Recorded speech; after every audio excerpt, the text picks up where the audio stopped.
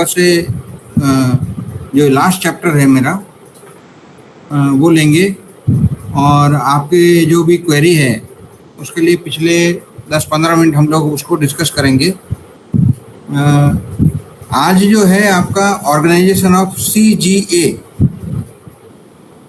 CGA का मतलब होता है controller and general auditor, C&AG।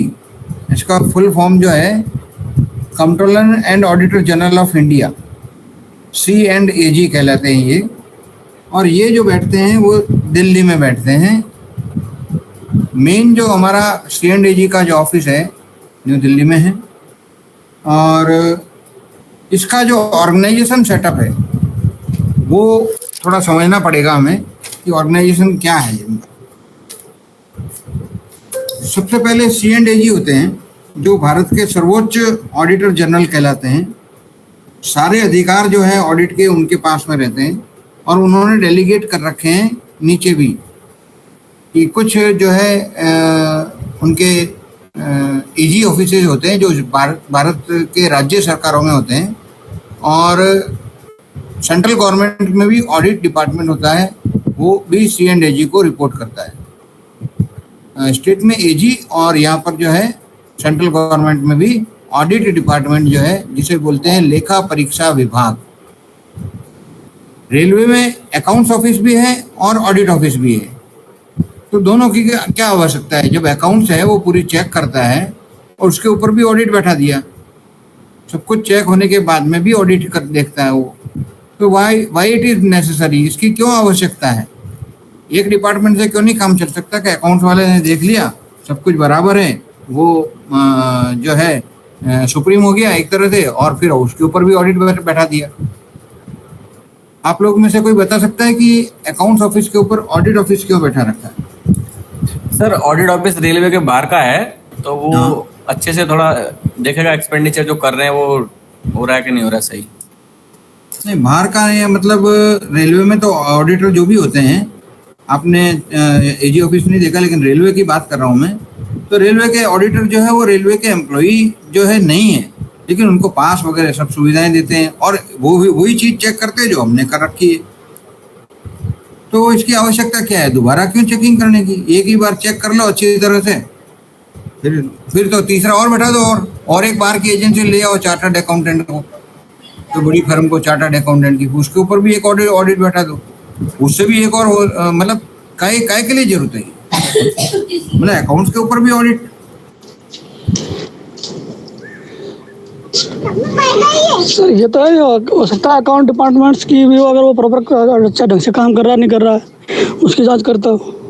और उसके लिए तो जो है अकाउंट्स ऑफिसर ढंग से काम नहीं कर रहा है, अकाउंट ऑफिस ढंग से काम नहीं कर रहा है, उसके लिए जो है प्रिंसिपल फाइनेंशियल एडवाइजर बैठे हुए हैं, इतने सारे डिप्टीज बैठे हुए हैं, FNCOs बैठे हुए हैं, उसके ऊपर भी GM हैं, तो ढंग से काम नहीं कर रहा है, तो वो तो अकाउंट्स का वो है क्या बोलते हैं कमी है। और उस कमी को देखने के लिए ऑलरेडी हमारे पास में इतना बड़ा अच्छा ऑर्गेनाइजेशन सेटअप है। ऑडिट क्या कर रहा है और अकाउंट्स क्या कर रहा है, इसका जो है डिफरेंस क्यों है अकाउंट्स और ऑडिट के अंदर, वो मैं आपको बताऊंगा। पहले तो कि अगर अकाउंट ऑफिसर और कोई एग्जीक्यूटिव ऑफिसर जो है वो मिल जाए दोनों, तो कुछ भी घपला कर सकते हैं ना, घपले हो सकते हैं। दूसरी बात, अकाउंट्स ने तो कर दिया काम, बिल पास कर दिया, सब कुछ हो गया, पेमेंट हो गया, वो पेमेंट जो है वो सही ढंग से हुआ या नहीं हुआ है, रूल्स को देखते हुए हुआ या नहीं हुआ है, जो सिस्टम बना रखा है उस सिस्टम को फॉलो किया या नहीं किया है, कंप्टेंट अथॉरिटी की सैंक्शन है या नहीं है, जनरल कंडीशन ऑफ कॉन्ट्रैक्ट के अंदर अगर कोई भी ऐसी कोई चीज़ थी जो ऑडिट के दिमाग में या ऑडिट ने वो पॉइंट आउट किया और वो अकाउंट ऑफिस ने उसको कंप्लाई किया या एग्जीक्यूटिव ने कंप्लाई नहीं किया, है ना, व्हाटएवर, वो पोस्ट चेकिंग हो गई। प्री चेकिंग जो है इंटरनल चेक जिसे बोलते हैं वो अकाउंट्स करता है, और एक्सटर्नल चेक जो होती है यानी पोस्ट चेकिंग वो ऑडिट करता है। ये ऑडिट जैसे हमारे किसी व्यापारी के या किसी फैक्ट्री के या किसी फर्म के लिए जो चार्टर्ड अकाउंटेंट वो हायर करते हैं कोई न कोई चार्टर्ड अकाउंटेंट पूरे साल भर का उसका बैलेंस शीट और ऑडिट और ये सब देखता है, वाउचर वगैरह सब कुछ देखने के बाद में सीए जो है उस फर्म की जो है मोहर लगा देता है, साइन कर देता है कि उसके जो अकाउंट्स है वो बिल्कुल सही है, सब कुछ जो है वो बराबर है, सिस्टमेटिक है। ये सब जैसे प्राइवेट सेक्टर के अंदर चार्टर्ड अकाउंटेंट होते हैं, भारत सरकार में भी जो है वो कंट्रोलर एंड ऑडिटर जनरल जो है, आपने देखा होगा बोफोर्स गन डील हुई थी, उसमें भी कुछ घपले थे, या ये कॉमनवेल्थ गेम के अंदर घपले थे, ये C&AG ने उजागर किए कि ये घपले हुए, ये ऐसा ऐसा प्रोसीजर फॉलो नहीं हुआ, है ना। तो ये जो डिपार्टमेंट जो है ऑडिट डिपार्टमेंट, ये पूरा चेक करने सही थे कि ना। हाँ मनोज भाई, ठीक है ना। हाँ, तो ये जो देखता है वो C&AG देखता है। तो C&AG की आवश्यकता इसलिए है कि जो काम हुआ वो काम सही ढंग से हुआ, सारे नियमों को जो राष्ट्रपति ने नियम बनाए हुए हैं उसके अधीन हुआ, कोड जो बनाए हुए उसके अधीन हुआ, एक्ट जो बनाए हैं उसके अधीन हुआ, और सही ढंग से सही जगह पैसे को खर्च किया गया। ये controller and auditor general Bharat सरकार के लिए जो है लेखे की जांच करता है और अपनी रिपोर्ट प्रस्तुत करता है। इसलिए भारत सरकार ने लेखा कार्यालय के ऊपर भी एक ऑडिट डिपार्टमेंट बनाया है। अब इस C&AG के जो हैं वो पार्ट्स जो हैं वो हर स्टेट के अंदर है, हर राज्य सरकार के अंदर है, AG ऑफिस होता है, और हर भारत सरकार के सरकारी कार्यालयों में, गवर्नमेंट ऑफ इंडिया के जो सरकारी कार्यालय हैं उसमें भी एक ऑडिट डिपार्टमेंट बैठाया हुआ है। वो किसके अंडर में काम करता है? वो करता है DG, director general, PDA, principal director of audit. अपने अपने वीडियो ऑन कर लो, मेरे को शक्ल नहीं दिखती है तो मैं सोच रहा हूँ कि हाँ कि कम लोग जो है इसमें इंटरेक्ट करेंगे। वीडियो जो ऑन कर लें।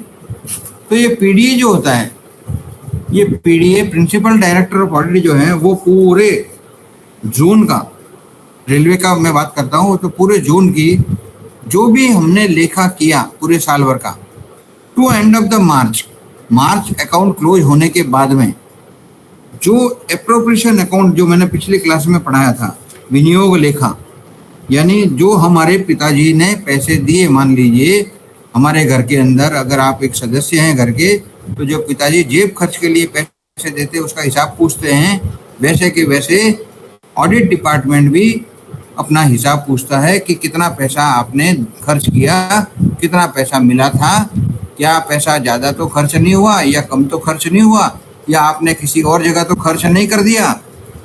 ये जो है डिपार्टमेंट, ऑडिट डिपार्टमेंट चेक करता है। एक साल भर का जो लेखा है वो ऑडिट 4 कॉपी में बना करके और वो लेखा कार्यालय द्वारा बना करके भेजा जाता है कि इस डिपार्टमेंट का इस ग्रांट के अंदर इतना आपने पैसा हमको मिला था हेडक्वार्टर रेलवे बोर्ड के थ्रू, और इतना पैसा हमने के अंदर खर्च कर दिया, और इतना वेरिएशन है। वेरिएशन 5% और 50 लाख रुपए राजस्व में, और 10% और 1 करोड़ रुपए कैपिटल में जो है अलाउड है। उससे ज़्यादा या कम खर्च किया है तो उसका जवाब देना पड़ता है, और वो पार्लियामेंट तक जवाब पहुंचता है। संसद, हमारे जो है संसद सदस्य जो हैं वो पब्लिक प्रतिनिधि हैं, उन हमारे पब्लिक में से ही हमने चुन करके उनको भेजा है।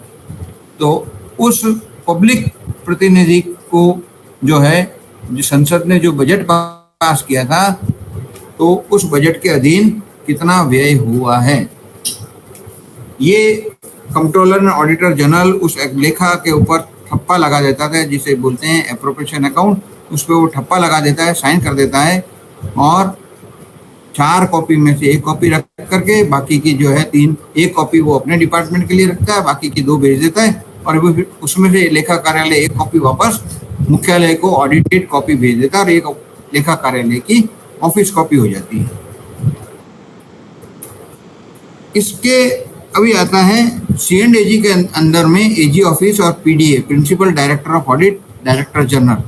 उसके नीचे होते हैं डिप्टी डायरेक्टर जनरल, या उसको बोलेंगे दूसरे नाम पे कि उप लेखा परीक्षा निदेशक, या आपके जहाँ पे सीनियर स्केल की पोस्ट है वहाँ पे senior AUO accounts, senior audit officer, senior AUO deputy के नीचे होते हैं ये, और उसके नीचे होते हैं आपके AUO ऑडिट ऑफिसर, और उनके नीचे होते हैं ऑडिटर। ठीक है, AUO और सीनियर AUO गजेटेड रैंक के होते हैं, या उससे ऊपर के जो भी हैं वो सारे गजेटेड के रैंक के होते हैं, और ऑडिटर जो है वो स्टाफ सिलेक्शन कमीशन के थ्रू पोस्टिंग होती है उनकी, CGL की जो वैकेंसी निकलती है उसके थ्रू, कंबाइंड ग्रेजुएट लेवल की जो वैकेंसी होती है उसके थ्रू ऑडिटर वो आ जाते हैं, और बाद में जो है उसके ऊपर AUO, senior AUO, principal director of audit, PDA बोलते हैं जिसे, उसके ऊपर जो है C&AG, controller and auditor general of India. ये पूरा इसका ऑर्गेनाइजेशन सेटअप होता है। हर लेखा कार्यालय के साथ में ये संबद्ध होते हैं, उसी कार्यालय के एक बिल्डिंग या एक रूम के अंदर उनका कार्यालय भी होता है। जो भी लेखा कार्यालय ने मंथली या डेली बिल पास किए हैं उनकी वो जांच करते हैं, और जांच करने के, या जो भी लेखा कार्यालय में जो लेन देन हुआ, ट्रांजैक्शंस हुआ, उसकी वो जांच करते हैं और अपनी रिपोर्टें बनाते हैं और रिपोर्ट भेज देते हैं। जब रेलवे की लेखा परीक्षा गतिविधियों के दौरान कोई गंभीर त्रुटियां या अनियमितताएं पाई जाती है तो उसे साधारण प्रारंभिक तथ्यात्मक विवरणी, प्रिलिमिनरी रिपोर्ट के माध्यम से रेल प्रशासन को अवगत कराया जाता है।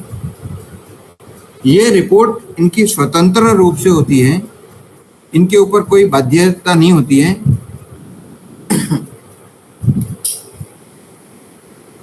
और ये रिपोर्ट जो बनाते हैं, ये रिपोर्ट बनाने के बाद में वो रिपोर्ट संवैधानिक कर्तव्यों को पूर्ण करते हुए, और वो रिपोर्ट बना करके सूचित कर देते हैं। अभी अनियमितता कौन सी हो सकती है? तो अनियमितता जो है वो वे मामले जहां ऑडिट जो है यह महसूस करे कि कार्य प्रणाली में संदेह है, या जहां रेलवे बोर्ड की जहां ध्यान दिलाना वहां आवश्यक है, लगता है उनको, वह अनियमितता है। और जो मामले रेलवे बोर्ड द्वारा ही जिसका दायित्व या उत्तरदायित्व पूर्ण किया जाना था या निपटान किया जाना था, किसी जोनल रेलवे ने या GM ने उसको निपटान जो है किया है, जबकि वो रेलवे बोर्ड के माध्यम से निपटान होना चाहिए था, वो मामले, जैसे फॉर एग्जांपल जैसे है यातायात जो है उसका रूट है, अभी रूट चेंज करने की सारी पावर GM को नहीं है, रूट चेंज करने की पावर जो है वो रेलवे बोर्ड को है ना। कोई पॉलिसी बनाई जो GM लेवल की नहीं बननी चाहिए और रेलवे बोर्ड लेवल की बननी चाहिए पॉलिसी, तो उसके ऊपर जो है वो ऑडिटर जो है ऑडिट डिपार्टमेंट अपनी रिपोर्ट बना करके देता है। इसकी एक एक कॉपी FNC ऑफिस को भी भेजी जाती है। नेक्स्ट जो आता है हमारा बात आती है कि ये गंभीर त्रुटियां जो है वह किस रूप में बनाई जाएगी, किस फॉर्मेट में बनाई जाएगी। तो गंभीर त्रुटियां न केवल लेखा कार्यालय में होती है, गंभीर त्रुटियां तो रेलवे स्टेशन पर भी हो सकती है ना। तो रेलवे स्टेशनों का भी ये ऑडिट करते हैं, हर स्टेशन का इनके पास में प्रोग्राम होता है, और अकॉर्डिंग टू दैट प्रोग्राम वो लोग वहाँ पे जाकर के रेलवे स्टेशन के ऊपर जाकर के वहाँ पर वो ऑडिट करते हैं। वहाँ पर अगर कोई गंभीर त्रुटियां या अनियमितता पाई जाती है तो उसकी भी रिपोर्ट बना करके रेल प्रशासन को अवगत कराया जाता है। ये रिपोर्ट जो होती है ये जिसका निपटान प्रारंभिक तथ्यात्मक विवरणी प्रिलिमिनरी रिपोर्ट से नहीं होता है, तो ऐसी रिपोर्टें वह निरीक्षण रिपोर्ट में कन्वर्ट कर देते हैं। तो उससे पहले, ये कन्वर्ट करने से पहले एक और चीज आती है, rough audit note. Rough audit note, video सबने बंद कर रखे हैं, पता नहीं क्या शक्ल दिखाना नहीं चाहते। हाँ, ये रफ ऑडिट नोट होता है, वो रफ होता है। रफ का मतलब है साधारण, साधारण और मतलब जनरल जो है, कोई वाउचर उसके अंदर नहीं लगाया हुआ है, या कोई जो है वो उसके अंदर जो है स्टैंप नहीं किया हुआ है, साइन किए हुए हैं लेकिन स्टैंप नहीं है, या स्टैंप है लेकिन साइन नहीं है, छोटी छोटी गलतियां जो होती है, रफ ऑडिट नोट आता है। उसके बाद में आता है part 1 test audit note, sorry part 2 test audit note. उससे ऊपर जो है पार्ट 2 टेस्ट ऑडिट नोट, ये थोड़ा सा उससे ऊपर है। ये पार्ट 2 टेस्ट ऑडिट नोट होता है, ये लेखा कार्यालय में अगर कोई गलती हुई है और साधारण गलती है या साधारण अनियमितता है, तो part 2 test audit note, TA note बोलते हैं इसे, ये बना करके लेखा कार्यालय को इस मतलब जो है भेजा जाता है, एग्जीक्यूटिव को नहीं। अगर एग्जीक्यूटिव की कोई भी प्रारंभिक तथ्यात्मक विवरणी से या रफ ऑडिट नोट के माध्यम से निपटान नहीं हो रहा है, तो उसे कन्वर्ट कर देते हैं पार्ट 2 टेस्ट ऑडिट नोट के अंदर। इस पार्ट 2 टेस्ट ऑडिट नोट के बाद में, अगर मान लो पार्ट 2 टेस्ट ऑडिट नोट के बाद में भी कोई गंभीर अनियमितता या त्रुटि नहीं होती है, तो उसे पार्ट 1 टेस्ट ऑडिट नोट में कन्वर्ट कर दिया जाता है। ये पार्ट 1 टेस्ट ऑडिट नोट जो है थोड़ा सा उससे ऊपर है, यानी और ज्यादा गंभीर लगा उनको ऑडिट को और जवाब नहीं मिला या जवाब संतोषजनक नहीं है, तो उसे पार्ट 1 टेस्ट ऑडिट नोट में कन्वर्ट कर देंगे। और उसके बाद में भी अगर वो अनियमितता का संतोषजनक जवाब नहीं मिलता है, या स्टेशन की या लेखा कार्यालय की या किसी एग्जीक्यूटिव ऑफिस की इंस्पेक्शन प्रोग्राम के अधीन इंस्पेक्शन करने पर गंभीर अनियमितता पाई जाती है या त्रुटियां पाई जाती है, तो उसे पार्ट 2 इंस्पेक्शन रिपोर्ट, IR बोलते हैं उसे, उसके अंदर वो ले लेता है। उसमें विभिन्न पैराज बना देता है। ये पैरा होते हैं 1 2 3 4 अनगिनत पैरा बना देता है। इसके अंदर ये है, इसके अंदर ये है, इसमें ये कमियां हैं, है ना। जैसे अभी कोविड था, आप लोगों को सबको पता है, ऑफिस बंद रहे, है ना। उसमें ट्रांसपोर्टेशन पेमेंट जो है जनरल, जो आदमी ने एक दिन भी ज्वाइन नहीं किया रेलवे प्रशासन का कार्यालय, उनको भी जो है पेमेंट कर दिया गया। तो वैसी कंडीशन में ये पेमेंट जो होते हैं वो गलत है, अनियमितता है, तो उसे वो इंस्पेक्शन रिपोर्ट में ले लेता है। वहाँ का इंस्पेक्शन किया, मान लो किसी एग्जीक्यूटिव ऑफिस का, उसका वहाँ का सैलरी बिल उठाया, सैलरी रजिस्टर उठाया, देखा कि इस पीरियड के अंदर तो आदमी ने एक दिन भी ज्वाइन नहीं किया, ड्यूटी नहीं किया, उसको ट्रांसपोर्टेशन जनरल किस बात का मिल जाए, या जिसका टीए जो है वो अनरीजनेबली हाई है, या जिसको नहीं मिलना चाहिए था वो पेमेंट मिल गया है, ऐसा अगर कुछ वो इंस्पेक्शन रिपोर्ट में लेता है तो पार्ट 2 इंस्पेक्शन रिपोर्ट में वो ले लेता है। यदि पार्ट 2 इंस्पेक्शन रिपोर्ट में संतोषजनक जवाब एग्जीक्यूटिव ऑफिस से नहीं मिलता है, तो उसे वो पार्ट 1 इंस्पेक्शन रिपोर्ट में कन्वर्ट कर देता है, यानी और ज़्यादा वो गंभीर अनियमितता घोषित कर देता है एक तरह से। अभी part 1 inspection report, part 2 inspection report, part 2 test audit note, part 1 test audit note, इतने सारे बन जाते हैं, तो उसका जवाब शीघ्र से शीघ्र देना चाहिए। अदरवाइज ये पार्ट 1 इंस्पेक्शन रिपोर्ट आगे जा कर के और स्पेशल लेटर में बदल जाती है, और ये स्पेशल लेटर जो होता है उसका क्लोजिंग हेडक्वार्टर से ही होता है।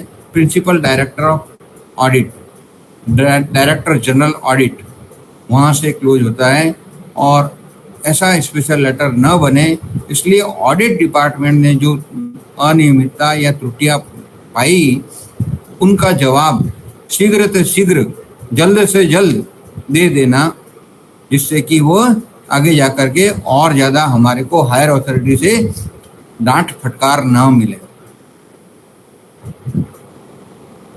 ये भारत के संविधान के अधीन, राष्ट्रपति के अधीन ये एक ऐसा डिपार्टमेंट है जो स्वतंत्र रूप से जांच करता है और अपनी रिपोर्ट स्वतंत्र लेता है। इस पर रेल प्रशासन का कोई भी दबाव नहीं है। अगर लेखा कार्यालय ने किसी एक जगह का इंस्पेक्शन किया और उसने अपनी रिपोर्ट बनाई, हो सकता है वहाँ का जो अधिकारी है रेल प्रशासन का, वो बोले यार इसको बंद करो, ये क्या फालतू लिया, ये इसके अंदर ये कम कर दो, इसमें ये कम कर दो। वहाँ तो आपके ऊपर दबाव आ सकता है, लेकिन इनके ऊपर कोई दबाव नहीं है। इसीलिए इनका जो है रिपोर्ट जो है वो गंभीरता से लिया जाता है। तो इसका जवाब भी जो है शीघ्र से शीघ्र, जितना जल्द हो सके, विदिन 10 डेज इसका जवाब बना देना चाहिए। जहाँ तक हो सके लेखा कार्यालय से भी संपर्क किया जाना चाहिए कि वो आपको कोई सजेशन दे कि इसको ऐसे नहीं ऐसे लिख दो, तो ऑडिट डिपार्टमेंट भी सहमत हो जाएगा। और अगर वास्तविक रूप में कोई फ्रॉड या गंभीर अनियमितताएं होगी तो उसका निपटान जो है वो रेलवे बोर्ड ही करेगा। और स्पेशल लेटर के ऊपर जो बनता है वो बनता है। अगर स्पेशल लेटर के अंदर भी कोई जवाब संतोषजनक नहीं मिलता है या और ज़्यादा गंभीर अनियमितताएं पाई जाती है या त्रुटियां मिलती है, तो ऐसी रिपोर्ट को ड्राफ्ट पैरा में बदल दिया जाता है। और ड्राफ्ट पैरा को क्लोज करने का पावर्स सिर्फ C&AG डिपार्टमेंट यानी नई दिल्ली तक बात जाती है और C&AG के पास में वो ड्राफ्ट पैरा भेज दिया जाता है। इसकी विभिन्न प्रतियां GM को, जोनल रेलवे के जनरल मैनेजर को, FNCO को, संबद्ध लेखा कार्यालय को, और जहां पर ये गलती या गंभीर अनियमितता मिली वहां के अधिकारी को भेज दी जाती है। और ऐसी रिपोर्ट के ऊपर ये रिपोर्टें 6 महीने के अंदर अंदर बंद हो जानी चाहिए। मैक्सिमम टाइम लिमिट दे रखी है इसमें। इन रिपोर्ट्स को बंद करने के लिए, ड्राफ्ट पैरा को बंद करने के लिए 6 महीने का इसीलिए टाइम दिया गया है क्योंकि हो सकता है कि रेल प्रशासन एक बार जवाब दे, दूसरी बार जवाब दे, लोकल रेल प्रशासन से भी जवाब लिया जाएगा, है ना। और उसके बाद में जो है वो रिपोर्ट का जवाब जो है वो GM के पास जाएगा। उसमें FNCO उसके अंदर करेक्शंस करेगी, है ना, और करेंगे। उसके बाद में वो जाएगा जनरल मैनेजर के पास, जनरल मैनेजर को फिर पूरी वस्तुस्थिति से बताया जाएगा और उसके बाद में ये जो है वहाँ C&AG को भेजी जाएगी। इसलिए ड्राफ्ट पैरा जो है वो सबसे ज़्यादा गंभीर अनियमितता मानी जाती है। आपने देखा होगा, अगर अखबार लोग पढ़ते हो आप लोग, तो कॉमनवेल्थ गेम, पोफोर्स गन डील, इनमें सब में जो घोटाले या घपले हुए या उनका लेखा जो है वो प्रॉपर नहीं था, इसकी वजह से उन्होंने ये रिपोर्टें बनाई, ड्राफ्ट पैरा इश्यू की। अखबार पढ़ते हैं नहीं पढ़ते हैं आप लोग? कितने लोग अखबार पढ़ते हैं? चलो, कितने लोग सोशल मीडिया में अखबार पढ़ते हैं? पढ़ते हैं सर। पढ़ते हो ना? Very good. ये पढ़ना चाहिए डेली। देखो, आप नेशनल लेवल का पेपर पढ़ो, लोकल लेवल का पेपर नहीं, इसमें आपको नेशनल न्यूज मिलेगी। लोकल लेवल के पेपर में तो आपको जो है वो सिलेंडर चोरी हो गया और उसने उसको मार दिया, ये मिलेंगे आपको। नेशनल लेवल का पेपर पढ़ो, उसमें आपको जो समाचार मिलेंगे वो मतलब जो है टीवी में 2 मिनट की क्लिप आती है और सेंसर भी हो जाता है, लेकिन ये न्यूज़पेपर में तो बिल्कुल जो है सही सटीक जो है जवाब उसके अंदर हमको समाचार मिलते हैं। आपने देखा होगा और कई घपले हुए कालांतर में, पिछले कई सालों में उन घपलों को उजागर किया गया। जैसे क्रिकेट का भी घपला हुआ था, ऐसे कई सारे घपले होते हैं या कहीं कहीं कोई लूपहोल्स हो जाती है और वो ऑडिट डिपार्टमेंट इसको जो है ऑडिट करने के दरमियान उसको ड्राफ्ट पैरा के अंदर शो करके और वो पार्लियामेंट को पुटअप हो जाती है। और पार्लियामेंट का अगर पुटअप हो गई तो उसका जो है वो पार्लियामेंट को जो पुटअप होगी तो थ्रू होगी पब्लिक अकाउंट कमेटी के थ्रू, और पब्लिक अकाउंट कमेटी जो है, मैंने पिछले उसमें क्लास में पढ़ाया था कि पब्लिक अकाउंट कमेटी जो है वो एक बीच का कड़ी है, और वो अपनी जो है सिफारिशें, उस रिपोर्ट के ऊपर सिफारिशें या उसके जवाब को स्क्रूटनाइज करने के बाद में पार्लियामेंट को जो पुटअप करती है, और पार्लियामेंट उनको जो है सलाह देता है कि ऐसा नहीं वैसा होना चाहिए था, ऐसा नहीं वैसा होना चाहिए था, और पब्लिक अकाउंट कमेटी वापस रेल प्रशासन को अपना चेक नोट बना करके एक्शन, रिपोर्ट ऑफ एक्शन जो है वो बना करके और वापस रेल प्रशासन को बोलती है कि आपने ये किया है, इसका जो है उसको जो है या तो वेव करो, चार्जशीट दो, या उसके ऊपर एक्शन लो, हैं, जहाँ पे भी गलती हुई है, और वो रेल प्रशासन को या राज्य सरकार में जो ईडी ऑफिस है उनको मानना पड़ता है, और उसके बाद में उसको जो है और निपटान उसका वैसे हो जाता है। उसके बाद में आती है स्पेशल लेटर के बाद में आती है आपका प्रोविजनल ड्राफ्ट पैरा, फिर आता है फाइनल ड्राफ्ट पैरा सॉरी, और उसके बाद में आता है ऑडिट रिपोर्ट, है ना। वो जो रिपोर्ट मैंने बताई उसकी ऑडिट की पूरी एक रिपोर्ट बनती है, वो पूरा डॉसियर बनता है उसका, और वो डॉसियर जो है पूरा वह जो है रेल प्रशासन को भेजा जाता है, और उस डॉसियर के ऊपर जो है ऑडिटर जनरल जो है C&AG जो है वो उसकी अपनी रिपोर्ट बना करके दे देता है।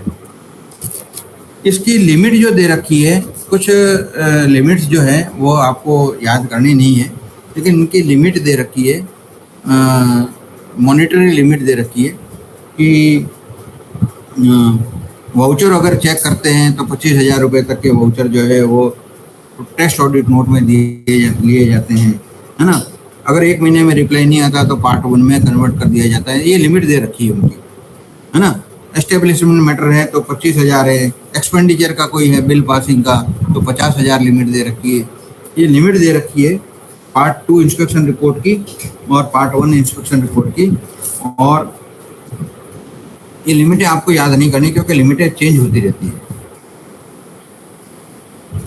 फिर ये अंतिम रूप से स्वीकार कर लिया जाता है कि जो गंभीर अनियमितता या अंतिम निपटान जो है वो इसका संभव नहीं है, पकड़ी गई है, जो रिपोर्टें जो मतलब जो है अनियमितताएं पकड़ी है, वो ऑडिट डिपार्टमेंट जो है इसे ड्राफ्ट पैरा में तब्दील करके उसकी जो है जवाब मांग करके इस रिपोर्ट को संसद को प्रस्तुत करके अंत में इसे क्लोज कर दिया जाता है।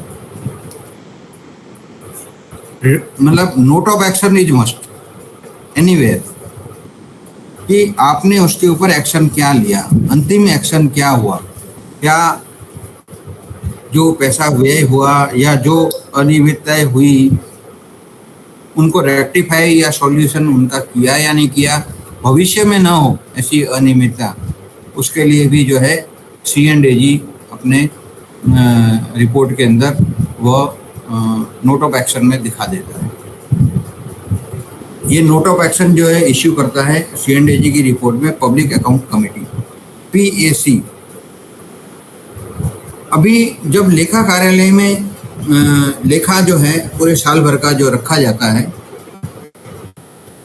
मांग संख्या मैंने बताई थी 3 से 13, demand number 3 general superintendent service, 4 repairs and maintenance of permanent way and works, 5 repairs and maintenance of locomotive, 6 repairs and maintenance of carriage and wagon, 7 जो है repairs and maintenance of plant and machinery, 8, 9, 10 operating expenses, 11 staff welfare और 12 miscellaneous, और 13 PF pension and retirement benefit. इनमें सब में अलग अलग grant मिलती है। और इसके अलावा डिमांड नंबर 16 जिसमें मैंने बताया था पिछली क्लास में कि वर्क वाइज इसका पैसे का डिस्ट्रीब्यूशन होता है, और इस पैसे का जो हिसाब है कितना ग्रांट मिला हमें, final grant, budget grant, final grant, और उसका वेरिएशन, ये वेरिएशन किस वजह से हुआ उसका रिमार्क्स कॉलम में दर्शाते हुए लेखा कार्यालय द्वारा विनियोग लेखा, जिसे एप्रोप्रिएशन अकाउंट बोलते हैं, ये बना करके और लोकल ऑडिट ऑफिसर को भेज दिया जाता है। ऑडिट ऑफिसर उसको चेक करने के बाद में उसको अगर वो सही लगता है उसको, जो है लेखा जो है तो सही है, तो उसमें ठप्पे मार देता है, साइन कर देता है, सील लगा देता है, और ये 4 कॉपियों में बना करके वापस लेखा कार्यालय में 2 कॉपी भेज दी जाती है। 1 कॉपी वो अपने हेडक्वार्टर को भेज देता है। लेकिन ऑडिट के दौरान या लेखा के विनियोग लेखे की जांच के दौरान यह भी देखा जाता है कि क्या इसके साथ में कई सारे एनेक्सर्स होते हैं, ये से लगा करके और के एनेक्सर तक, ए से लगा के के। ए एनेक्सर जो है वो अनसेंक्शनड एक्सपेंडिचर है ना, B C remission and abandonment of rectification of transfer to revenue, या बहुत सारे एनेक्सर्स हैं इसमें, है ना। ये सारे जो है ए से लगा करके के तक के एनेक्सर जो है बना करके, इस एनेक्सर के ना बने इसके लिए रेल प्रशासन का लेखा कार्यालय एज वेल एज एग्जीक्यूटिव ज़्यादा जिम्मेदार है। लेखा कार्यालय लेखा पेमेंट कर रहा है, लेकिन पैसा जो है खर्च हो रहा है वो सही हो रहा है या नहीं हो रहा है, एग्जीक्यूटिव जो है वो ज़्यादा जिम्मेदार हो जाता है। और इसमें जो है इम्पोर्टेंट जो एनेक्सर है उसकी मैं चर्चा करूँगा, बहुत सारे इम्पोर्टेंट है एनेक्सर, जितने भी बनते हैं वो सब इम्पोर्टेंट है। दैट मस्ट बी नील, वो नील होने चाहिए, या उसके अंदर अगर ऑडिट ने लिख दिया तो फिर वो जो है उसको एनेक्सर को ड्रॉप करवाना भारी पड़ता है। इसलिए पहले से ही जो है एग्जीक्यूटिव और अकाउंट्स अगर विजिलेंट हैं, you are not an executive, you are also a vigilant officer. हमको खुद को विजिलेंट होना पड़ेगा। ग्रास रूट लेवल पर, ऑफिसर लेवल पर और रेल प्रशासन लेवल पर आपको स्वयं को विजिलेंट रहना पड़ेगा, जिससे कि वह हमारा जो पैसा जो हमने खर्च कर रहे हैं वह लेजिटिमेटली सही ढंग से और सुचारू रूप से उसी मांग के अधीन उससे ज़्यादा न हो, इसको सुनिश्चित किया जाता है। और according to that appropriation account बनता है। उस एप्रोप्रिएशन अकाउंट के अंदर minor head wise, demand wise, minor head wise, demand wise, minor head wise, और ग्रांट को और एक्चुअल एक्सपेंडिचर को, वेरिएशन को, रिमार्क्स को, ये सब डालते हुए प्रस्तुत किया जाता है ऑडिटर को, ऑडिट डिपार्टमेंट को। ऑडिट डिपार्टमेंट हर डिमांड को कंप्यूटर से चेक करता है कि हाँ इसमें ये पैसा भी खर्च हुआ, सैलरी हेड में इतना खर्च हुआ, इस हेड में इतना खर्च हुआ, ये सारे हेड को चेक करता है। और उसके बाद में चेक करने के बाद में ही वो अपने सील लगा देता है। जैसे कि एक व्यापारी के यहाँ चार्टर्ड अकाउंटेंट सील लगाता है उस लेखे के ऊपर। ऑडिटेड बैलेंस शीट अखबार में पढ़ते हो कि नहीं? आप अखबार पढ़ते हैं उन लोगों को पता होगा, अनऑडिटेड बैलेंस शीट जो फरवरी में होती है बनाते हैं, आता है ना कंपनियों का अनऑडिटेड बैलेंस शीट। फिर आता है अप्रैल के अंदर ऑडिटेड बैलेंस शीट।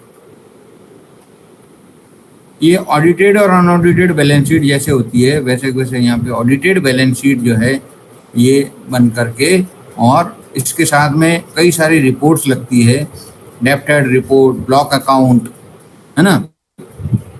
ये सारी रिपोर्टें बन करके इसके साथ में अटैच होने के बाद में C&AG को भेजी जाती है थ्रू प्रॉपर चैनल। यहाँ से रिपोर्ट जाएगी, वो जाएगी ऑडिट डिपार्टमेंट को, ऑडिट डिपार्टमेंट ऑडिट करने के बाद वापस भेजेगा, वो जाएगी हमारे हेडक्वार्टर में रेल प्रशासन के, और उनकी जो ऑडिटेड कॉपी है वो जाएगी उनके डिपार्टमेंट में, वहाँ दोनों को चेक किया जाएगा। उसके बाद में वो GM को प्रस्तुत की जाएगी, GM उसमें साइन करेगा, और GM के पर्सनल साइन से वह जाएगी C&AG डिपार्टमेंट, यानी controller and auditor general of India के वहाँ चली जाएंगी नई दिल्ली में। एनेक्सर J और K इम्पोर्टेंट मैं थोड़ा सा डिस्कस करूंगा। एनेक्सर J जो बनाते हैं ऑडिट डिपार्टमेंट, वो बहुत ज़्यादा यानी miss classification, important statement of important miss classification करके उसको बोलते हैं। मिसक्लासिफिकेशन से तात्पर्य है किसी एक हेड की जगह किसी दूसरे हेड में बुक कर दिया। इसीलिए आपको जो 8 डिजिट का एलोकेशन जो प्रोवाइड किया हुआ है फाइनेंस कोड वॉल्यूम 2 के अंदर, और ये ऑडिट वाला चैप्टर फाइनेंस कोड वॉल्यूम 1 में है, उस चीज को आप देख लेना। हेलो, आवाज आ रही है? हाँ आ रही है, बराबर आ रही है आवाज। हाँ, तो मैं बता रहा था कि मिस क्लासिफिकेशन यानी एक डिमांड की जगह दूसरी डिमांड को चार्ज कर देना। 8 डिजिट का जो एलोकेशन दे रखा है उस एलोकेशन के ऊपर आप ज़्यादा फोकस करें कि वो एलोकेशन गलत ना हो। कुछ भी डाल करके बिल पास करवाना या पेमेंट करवाना वो बाद में जाने के बाद और कठिन हो जाता है। क्यों नहीं ग्रास रूट लेवल पर, निचले स्तर पर ही हम उसको रेक्टिफाई कर लें। चेक कर लो उस एलोकेशन को, ठोक बजा करके देख लो उसको कि हाँ ये पैसा इस हेड में ही जाएगा, इस एलोकेशन में जाएगा। ये 8 डिजिट का एलोकेशन बहुत महत्वपूर्ण है। बिल भेजने से पहले लेखा कार्यालय में एलोकेशन चेक होने कर लिया जाए तो लेखा कार्यालय में भी तकलीफ नहीं, ऑडिट को भी तकलीफ नहीं, और जहाँ पेमेंट जाना है उसको भी तकलीफ नहीं। ये एनेक्सर जे मिस क्लासिफिकेशन कहलाता है और इसमें इसके 3 भाग होते हैं। पहला जो भाग है किस ग्रांट को इफेक्ट किया, मिस क्लासिफिकेशन से किस किस ग्रांट को इफेक्ट किया इसने, वह दिखाया जाता है। एक से ज्यादा ग्रांट को अगर इफेक्ट करा है तो 2 नंबर में दिखाया जाता है, और मिसलेनियस आइटम्स हैं और वैल्यू है उसकी, उसको 3 में भाग 3 में दिखा दिया जाता है। और इस विवरण में जो भी ग्रांट प्रभावित हुआ उसका संक्षिप्त विवरण स्टेटमेंट भी साथ में लगा करके इसमें दर्शाया जाता है। ये बने ही नहीं, इसके लिए पहले से ही विजिलेंट होना अति आवश्यक है एग्जीक्यूटिव को। अकाउंट्स जो है, अकाउंट के पास में 10 डिपार्टमेंट है, इंजीनियरिंग भी है, सिग्नल भी है, आपका मैकेनिकल भी है, इलेक्ट्रिकल भी है, तो वो तो बिल पास करने में लगा हुआ है। अभी मान लीजिए वो एक एक एलोकेशन को अगर चेक करेगा तो एक डिपार्टमेंट का अगर एक एलोकेशन देखने लगेगा हर उसका, तो उसको तो और वहाँ गलती होने की संभावना ज़्यादा हो जाती है। लेकिन अगर जड़ ही हमारी अच्छी है, पेड़ अच्छा होगा और फल अच्छे आएंगे। जड़ आप लोग हैं, एग्जीक्यूटिव डिपार्टमेंट जड़ है। वहां से अगर ये एलोकेशन सही बन के आएगा और बिल सही ढंग से सही रूप में बन के आएगा, उसके ऊपर ज़्यादा काट छाट नहीं होनी चाहिए बिल के अंदर, बिल के साथ मेजरमेंट बुक लगी हुई होनी चाहिए, है ना। ये सारे नियम जो है जीसीसी के अकॉर्डिंगली बिल मतलब जो है वो भेजा गया है। प्राइस वेरिएशन क्लॉज है उसके अंदर तो उसके अकॉर्डिंगली बिल बनाया हुआ है, या वेरिएशन है उसके अंदर तो उसके अकॉर्डिंगली बिल बनाया हुआ है ना। उसमें जो डिडक्शंस किए गए हैं वो सही ढंग से किए गए हैं। बिल में डिडक्शन कई तरह के होते हैं, जीएसटी है, वो क्या बोलते हैं इनकम टैक्स है, या सेस चार्जेस है और जीएसटी है, या वाटर चार्जेस है ना, या आपका जो है ये पेनल्टीज हैं, है ना, या और कोई भी और डिडक्शंस हैं। ये सारे डिडक्शंस जो हैं वो अच्छी तरह देख लें। बिल का ग्रॉस अमाउंट देखें, बिल के अंदर नेट अमाउंट कितना आ जाएगा, वो सब बिल के साथ में। और आपके सिस्टम के अंदर आईपास सिस्टम जो बनाया है, integrated payment accounting system, accounting information management system में एम्स में ये आईपास बना हुआ है। उस आईपास में बिल चढ़ाने से पहले वह देख लें कि हाँ बिल का पार्टी कोड बराबर बनाया हुआ है, बिल जो है वो उसका पार्टी का जो है अकाउंट है उसके अंदर ही बिल पेमेंट होगा तो अकाउंट नंबर चेक कर लें, आईएफएससी कोड चेक कर लें, बैंक का नाम चेक कर लें। उसके साथ में जीएसटी डिक्लेरेशन दे रखा है कि जीएसटी उसका नंबर जो है वो मौजूद है ना। और साथ में उसका जो है कैंसल्ड चेक लगाया हुआ है जिस अकाउंट में पेमेंट जाना है। तो ये सब चीज़ें जो है आप जब पार्टी क्रिएट करेंगे तो उसमें ये पहले चेक करने के बाद में सिस्टम के थ्रू बिल भेजेंगे। और आजकल बिल जो आते हैं वो वेंडर बिल डायरेक्टली भेजता है। डायरेक्टली अभी ऐसे पोर्टल्स हैं टीम्स के अंदर में जिसमें वो वेंडर जो है डायरेक्टली पेमेंट जो है सिस्टम के अंदर बिल रेज कर देता है। एग्जीक्यूटिव ने तो माल ले लिया या काम हो गया, उसके बाद में वो एग्जीक्यूटिव का काम ख़त्म, वो डायरेक्टली जो है वो आ जाएगा। मेजरमेंट बुक भी जो है वो ऑनलाइन हो गई है और बिल भी जो है ऑनलाइन हो गए हैं। ये ऑनलाइन मोड के अंदर आने लग गए हैं नॉन स्टॉक डिमांड के और स्टॉक आइटम्स के और आपके ये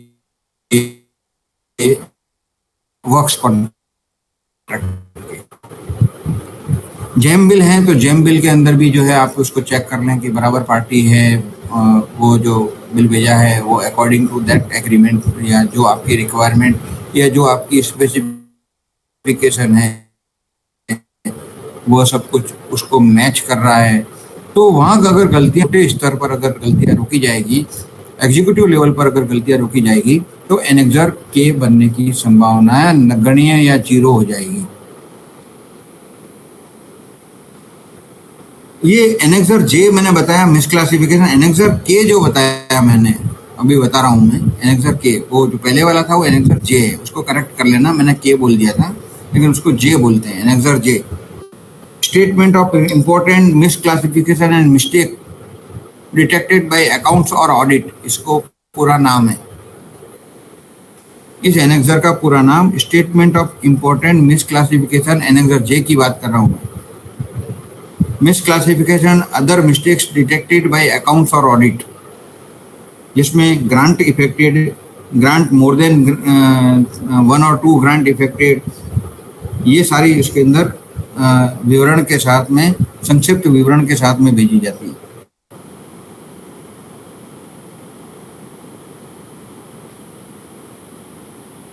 एनेक्सर जे के बाद में के, एक ज़्यादा गंभीर है। इसके 2 भाग होते हैं, इस एनेक्सर के 2 भाग होते हैं। प्रथम भाग में जो एस्टीमेट जो है वो उसको बनाने में डिफेक्ट हुआ है क्या, जैसे फॉर एग्जांपल अगर आपको कोई केबल का काम करवाना है, किसी 1 किलोमीटर के एरिया के अंदर आपको केबल बिछवानी है अंदर जमीन के अंदर, तो उसका जो एस्टीमेट बनाते हो आप लोग, डिटेल एस्टीमेट बनाते ना, जो मैंने पिछली बार में बताया था आपको, ये एब्स्ट्रैक्ट एस्टीमेट और डिटेल एस्टीमेट जो बनाया आपने, डिटेल एस्टीमेट, उस डिटेल एस्टीमेट के अंदर एस्टिमेशन सही किया या नहीं किया। यानी आपने एस्टीमेट बनाया 100 रुपए का मान लो, और जब उसका जो ऑफर आया वो आया 125 या 130 आया, और उसके बाद में वो लोएस्ट है, तो हमें तो टेंडर देना ही पड़ेगा, और टेंडर देंगे तो 30 रुपए का या 50 रुपए का फर्क आ गया आपका उसके अंदर, तो यानी आपने एस्टीमेट सही ढंग से बनाया नहीं है। आपने जो एस्टिमेशन किया उस काम का, कि अर्थवर्क इसमें इतना होगा, या उसके अंदर केबल का खर्चा इतना होगा, या इसके अंदर और कोई खर्चा इतना होगा, उसका एस्टिमेशन आपने सही ढंग से नहीं किया है, इसलिए defect in preparation of estimate, ये भाग 1 के अंदर बना दिया जाता है ऑडिट डिपार्टमेंट द्वारा। और ये डिपेंड करता है आपके एस्टिमेट बनाने के ऊपर। इसलिए एस्टिमेट जो बनाया जाए, मैंने बताया ना, ग्रास रूट लेवल, छोटे स्तर पर जो काम अगर सही ढंग से होगा, तो अगर एस्टिमेट ही सही आएगा तो अभी ठेकेदार को कैसे पता लगेगा कि बिड भरना है, कितना बिड वो भरेगा, वो 5% अबो, 3% अबो, 2% अबो, 10% अबो, ये उसको छूट है, वो कितना भी भर सकता है, 100% अबो भी भर सकता है, 200%, 500% अबो भी भर सकता है, या बिलो भी भर सकता है।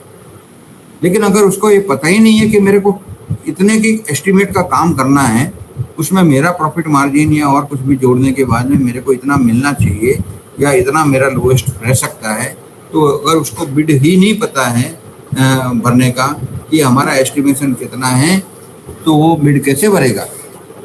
इसीलिए एस्टिमेट बनाया जाता है। जो आपने अखबार में देखा होगा, advertisement tender, estimated value, completion period, है ना, इतने टाइम में कंप्लीशन पीरियड करना है, वैलिडिटी, इतने दिन तक की इसमें वैलिडिटी रहेगी, नमस्कार, इतने दिन तक की इसमें वैलिडिटी रहेगी, कंप्लीशन पीरियड, एस्टिमेटेड वैल्यू, है ना, और इसके साथ में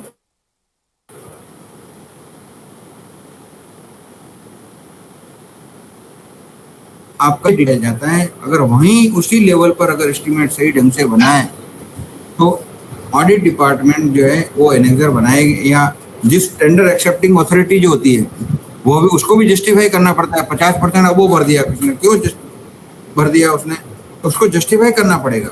फ्यूल की कॉस्ट बढ़ गई या लेबर कॉस्ट बढ़ गई या और कोई कॉस्ट बढ़ गई, ये सब चीज़ें उसको जस्टिफाई करनी पड़ेगी, देन वो जो है टीसी एक्सेप्ट करेगी। अगर वो कम 50% कम भर दिया, फिर उस कंडीशन में क्या कम भी रहेगा? भर सकता है वो। हाँ, तो उसका क्रेडेंशियल देखा जाएगा। उसने वो कोई ठेकेदार जो है वो मतलब जो है आलतू फालतू तो ठेकेदार नहीं है, जिसको कोई मतलब पता ही नहीं, अनपढ़ तो ठेकेदार नहीं है, जिसने कभी काम ही नहीं किया है। तो उसके लिए एलिजिबिलिटी क्राइटेरिया रखा जाता है। एलिजिबिलिटी बहुत सारे- क्राइटेरिया यानी एक पिछले 3 साल में उसने कितना काम किया, 35%, फिर पिछले 2 साल में उसने कितना काम किया तो थोड़ा सा परसेंटेज हायर हो जाता है, और 1 साल में उसने कितना काम किया वो परसेंटेज फिक्स करके एलिजिबिलिटी क्राइटेरिया देखा जाता है। उसके अकॉर्डिंगली अगर उसने वो सब भरा है, उतना उसका अटैचमेंट किए तो वो कम भी भर सकता है। हो सकता है रेलवे से उसको जो है सिर्फ वाहवाही लूटनी हो, मैंने रेलवे में भी काम किया, क्रेडेंशियल को मजबूत करने के लिए वो कुछ भी भर सकता है। तो उसको वहाँ चेक करने के बाद में इसकी 2 बिड होती है, फाइनेंशियल बिड और एक होती है टेक्निकल बिड और एक होती है फाइनेंशियल बिड। तो टेक्निकल बिड के अंदर पहले चेक हो जाता है, अगर कोई बड़ा काम है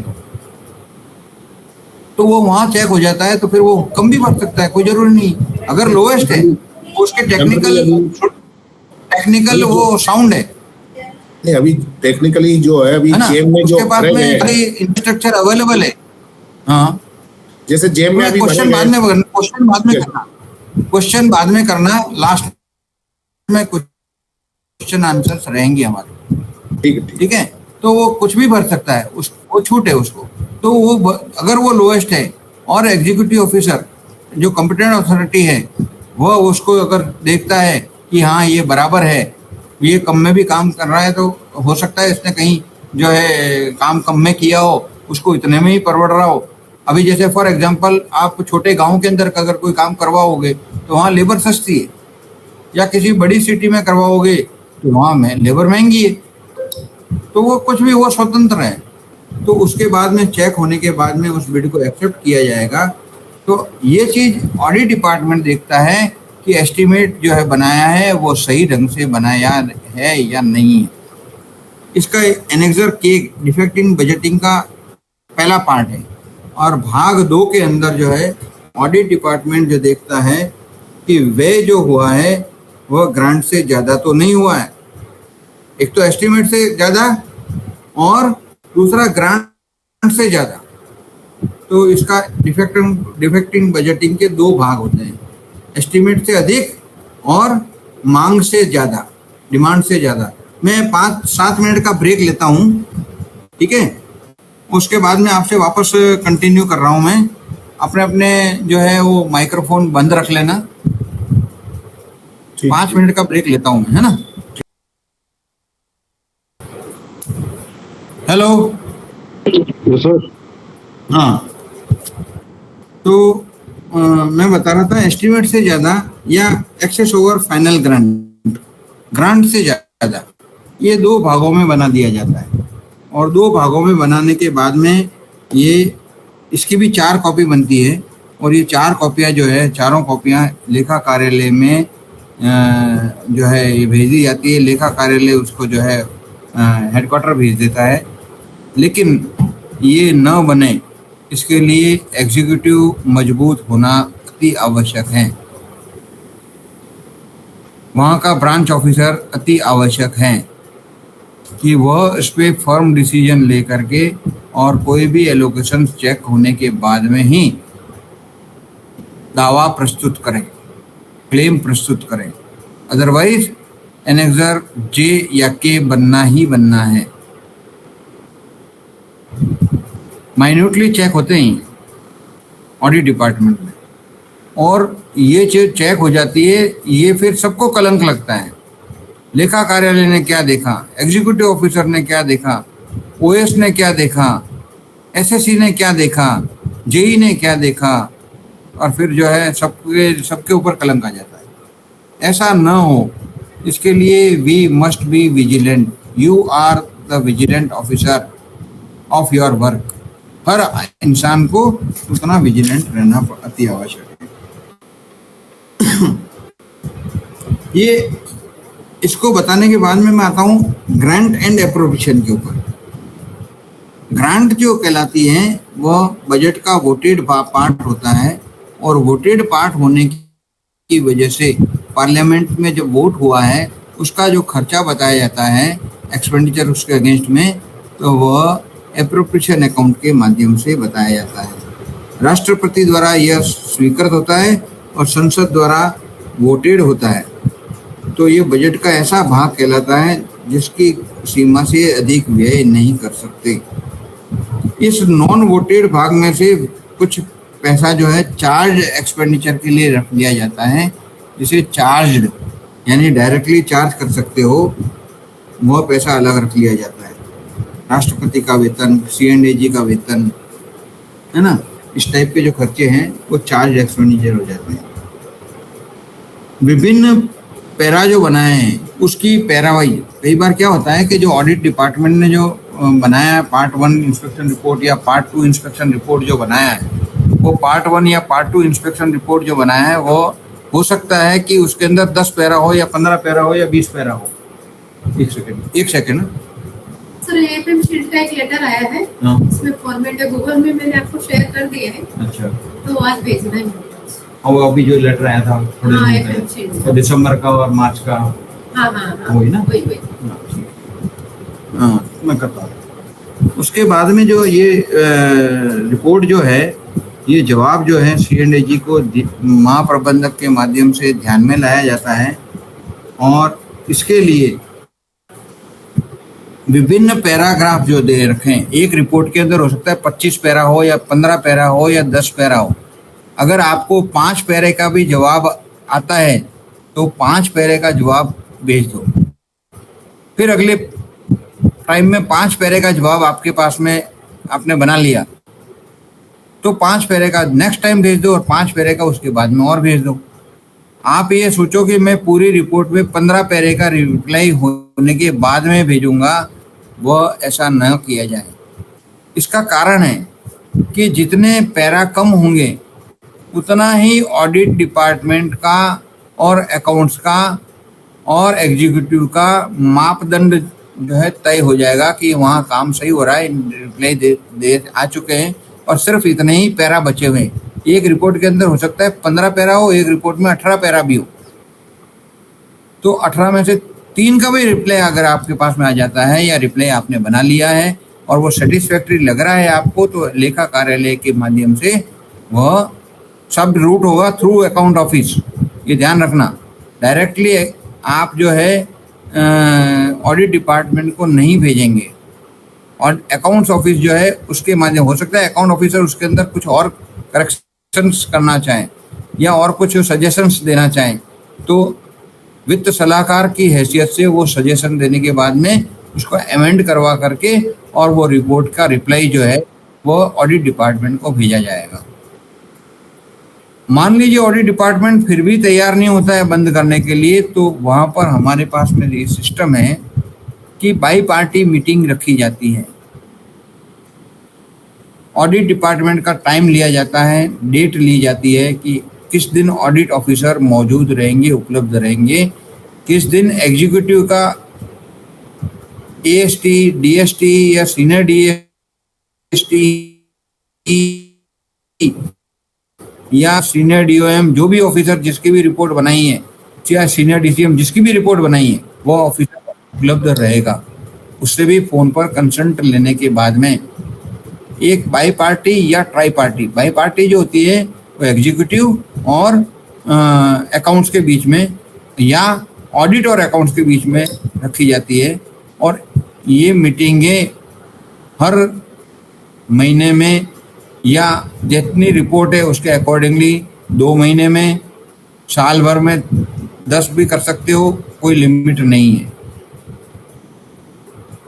जब तक हो सके आमने सामने बैठक करके, और हो सकता है एग्जीक्यूटिव कुछ और समझ रहा हो, अकाउंट ऑफिस कुछ और समझ रहा हो, और ऑडिट डिपार्टमेंट कुछ और समझ रहा हो, या ऑडिट डिपार्टमेंट और एग्जीक्यूटिव कुछ और समझ रहा हो और अकाउंट ऑफिस कुछ और समझ रहा हो।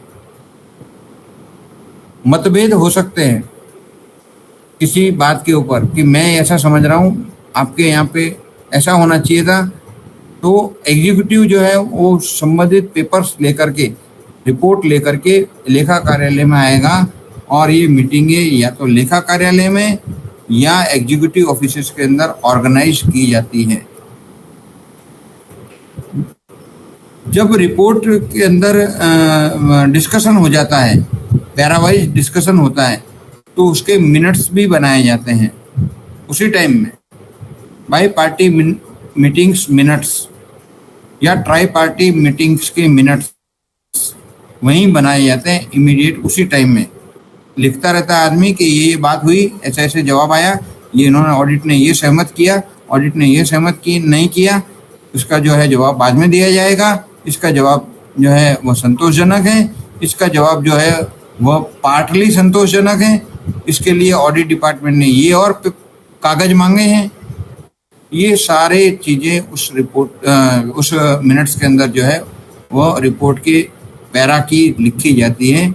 और ये पैरा वाइज मिनट्स जो है उस रिपोर्ट का, एक अगर रिपोर्ट है तो एक रिपोर्ट उठा करके 15 पैरा है, 15 में से 15 डिस्कस हुए तो उसकी एक मिनट्स बनेगा, और मिनट्स बनने के बाद में तीनों साइन करेंगे, लेखा कार्यालय का अधिकारी, एग्जीक्यूटिव ऑफिसर और ऑडिट ऑफिसर।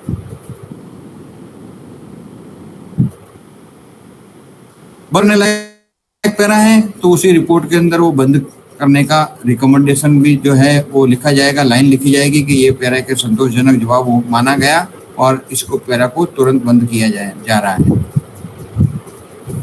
कुछ पैरा ऐसे हो जाते हैं जो रिजिड हो जाते हैं। रिजिड का तात्पर्य है कि जो हार्डकोर हो जाते हैं या जिनका जवाब जो है वो बनना लगभग जो है वो कठिन है या बहुत ज़्यादा कठिन है। तो ऐसे पैरा के बारे में उच्च अधिकारी को अवगत कराया जाता है कि इनका जवाब जो है ये ऑडिट से आया है, ये एग्जीक्यूटिव से आया है, इतना कॉरेस्पॉन्डेंस हुआ है। अभी हो सकता है कि कुछ अधिकारी लेखा कार्यालय का भी हो सकता है और एग्जीक्यूटिव का भी हो सकता है या ऑडिट डिपार्टमेंट का भी हो सकता है। तो फिर वो क्या होता है, वो ई ऑफिस, आजकल तो ई ऑफिस हो गया, ई ऑफिस के माध्यम से उस अधिकारी को भेज दिया जाता है जो हायर लेवल पर इसको डिस्कस होता है। हायर लेवल पर अगर डिस्कस हो जाता है तो पैरा को हो सकता है हायर अथॉरिटी उसको जो है उस पैरे को क्लोज कर दे या न भी करे, डिपेंड्स करता है कि अनियमितता या त्रुटि कौन किस टाइप की है। अगर वो ऐसा लगता है कि ये लोकल लेवल पर ये बंद नहीं हो सकता तो हेडक्वार्टर लेवल पर उस रिपोर्ट को डील किया जाता है और उसको डीलिंग करने के बाद में ऑडिट डिपार्टमेंट यानी प्रिंसिपल डायरेक्टर ऑफ ऑडिट जो है उस ऑडिट ऑब्जेक्शन का निपटान कर देता है, या नहीं भी करेगा तो उसे और ज़्यादा ड्राफ्ट पैरा या स्पेशल लेटर के बाद में वो और ज़्यादा गंभीर मानते हुए C&AG को प्रस्तुत कर देगा। कई जगह क्या होता है, हमारी कॉस्टिंग भी देखी जाती है। ये चीज़ें बड़ी इंपॉर्टेंट है, छोटी छोटी चीज़ें हैं। कोई माल जो है वो हमने अगर सप्लायर से ख़रीदा 25 रुपये का, कोई एक आइटम ख़रीदा 25 रुपये का और वो कारखाने में बन रहे हैं 65 रुपये का, तो कॉस्टिंग भी हम देखें कि हमारी अगर हम बाज़ार से डायरेक्ट खरीद रहे हैं तो कुछ आइटम हमको वर्कशॉप में बनाने पड़ते हैं क्योंकि वो रेडीली मार्केट में अवेलेबल नहीं है, और कुछ आइटम ऐसे होते हैं जो मार्केट में अवेलेबल हैं, हम भी बना रहे हैं, यानी कंसाइनी की डिमांड भी पूरी करनी है। तो वहाँ पर क्रिटिकल रिव्यू किया जाना चाहिए कि जहाँ तक हो सके सस्ते से सस्ता, अच्छे से अच्छा, अच्छी गुणवत्ता वाला हम जो है या तो प्रोडक्ट को बनाएं या हम खरीदें। इस चीज़ को ध्यान में रखते हुए अगर हम लोग ये काम करेंगे तो ऑडिट डिपार्टमेंट जो है वह भी इसको जो है पैरा बना नहीं सकेगा किसी चीज़ का।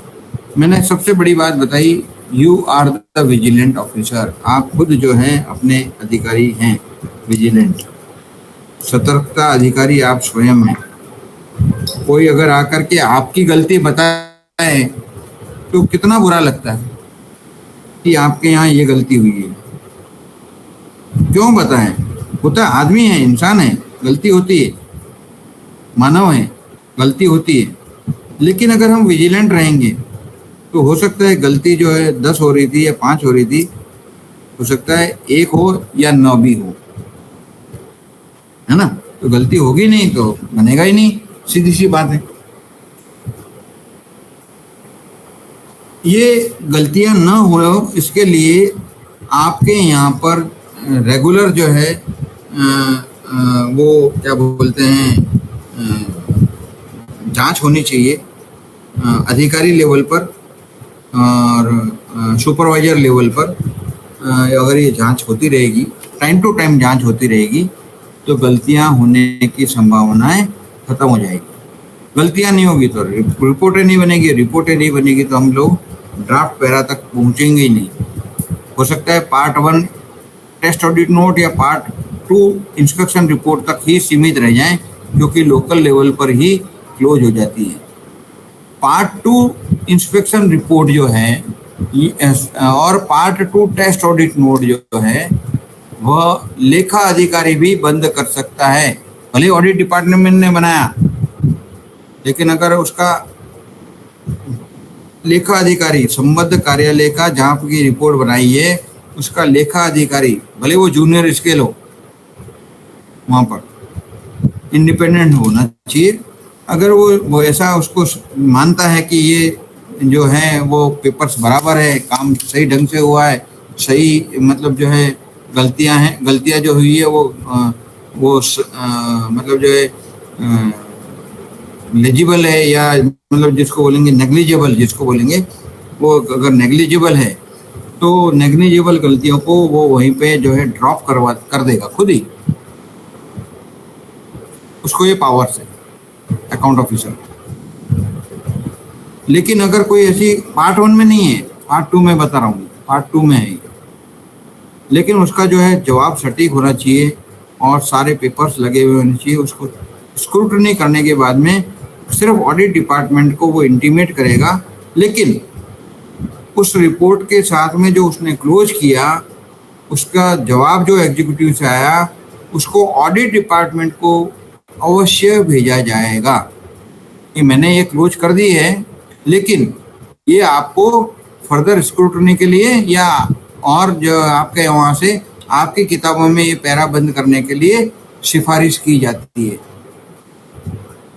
मतलब इसका जवाब जो आप एग्जीक्यूटिव से आया है, लेखा कार्यालय उसको बंद कर सकता है और बंद करने के बाद में इंटीमेट जरूर करना पड़ेगा ऑडिट डिपार्टमेंट को।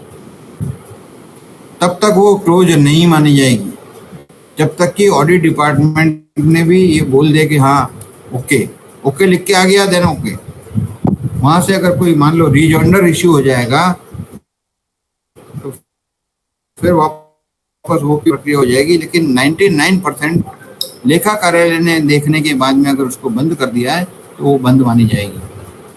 हो सकता है एक आध कोई ऐसी रिपोर्ट हो जिसके अंदर ऑडिट डिपार्टमेंट का व्यूज कुछ और हो, तो वो रिपोर्ट जो है वो बंद नहीं मानी जाएगी, अदरवाइज वो बंद हो जाती है।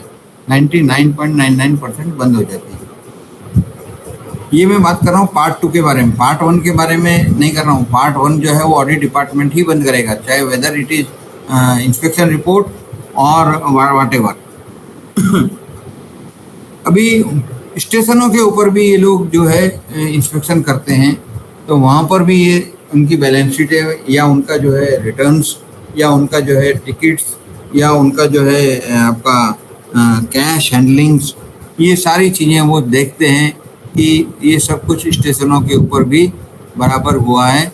और स्टेशनों की इंस्पेक्शन रिपोर्ट बना करके संबद्ध कार्यालय, रेल प्रशासन का जो संबद्ध कार्यालय है डिपार्टमेंट को, कॉमर्शियल डिपार्टमेंट तो कॉमर्शियल को भेज दी जाती है और वहाँ से ये जो है उसका जवाब आता है। Not only account office, not only executives, including stations, weather it is a flag station और जंक्शन, व्हाटएवर, कोई भी हो सकता है, सारे स्टेशनों पर ऑडिट डिपार्टमेंट के ऑडिटर पर्सनली जा करके और ये चेक करते हैं।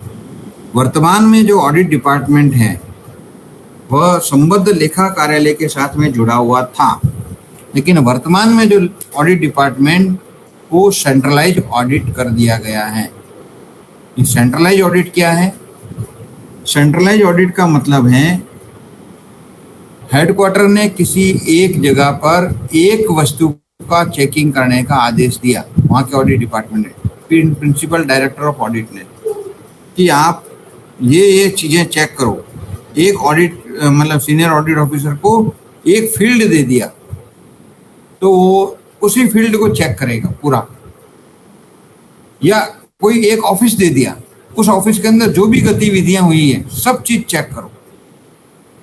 तो 15 दिन 20 दिन का प्रोग्राम उनको दे दिया जाता है। अकॉर्डिंग टू दैट वो सेंट्रल ऑडिट बना करके और वो चेक करते हैं। ये सेंट्रल ऑडिट जो है ये पहले नहीं था। अभी लेखा कार्यालय में ऑडिट डिपार्टमेंट जो है वह डिवीजन में भेजता है, मतलब बैठता है ऑडिट डिपार्टमेंट, और हर लेखा कार्यालय का सेंट्रल ऑडिट करता है, सेंट्रलाइज ऑडिट। एक होता है थीम बेस्ड ऑडिट। ये थीम बेस्ड ऑडिट क्या है? एक कोई थीम दे दी उनको, ओवर टाइम के ऊपर आप जो है ऑडिट करो, कितना ओवर टाइम पेमेंट हो रहा है और कहाँ ओवर टाइम पे रोक लगा दी जा सकती है। नाइट ड्यूटी अलाउंस के ऊपर थीम बेस्ड ऑडिट दे दिया कि नाइट ड्यूटी अलाउंस के ऊपर देखो आप चेक करो, या ट्रैवलिंग अलाउंस के ऊपर आप चेक करो, हाईएस्ट ट्रैवलिंग अलाउंस किसने लिया, वो किस कारण से वहाँ पे टीए का एक्सपेंडिचर पिछले 3 साल या 5 साल में बढ़ा है, किस कारण से बढ़ा है, थीम बेस्ड हो गया। तो ये थीम बेस्ड ऑडिट भी जो है वो प्रिंसिपल डायरेक्टर ऑफ ऑडिट ऑडिटरों को बताता है, वो थीम के ऊपर जाकर के चेक करते हैं, उसी थीम को पकड़ करके पूरा ऑडिट करते हैं। इसके अलावा कितने ऑन बोर्ड हाउसकीपिंग जो है वह उसके ऊपर ऑडिट करो कि कितना खर्चा हो रहा है, इसके ऊपर कई सारे ऐसे फील्ड दे देते हैं, अनगिनत फील्ड है रेलवे, भारतीय रेलवे के पास कितना फील्ड है, उस फील्ड के ऊपर परचेज, कितना परचेज जो है वो क्या बोलते हैं ओपन टेंडर से हुआ और कितना परचेज जेम से हुआ, ये थीम बेस्ड हो गया। कितने वर्क्स कॉन्ट्रैक्ट जो है वो मतलब जो है आपके IRAP की साइड से हुए, कितने वर्क्स कॉन्ट्रैक्ट जेम की साइड से हुए, कितने सर्विस कॉन्ट्रैक्ट जो है किसने डिपार्टमेंट ने कितने सर्विस कॉन्ट्रैक्ट दिए, उस थीम के ऊपर जो है वो कॉन्ट्रैक्ट जो है थीम को चेक करते हुए उस पूरी थीम को, पूरे डिपार्टमेंट का वो थीम का ऑडिट करते हैं थीम बेस्ड में,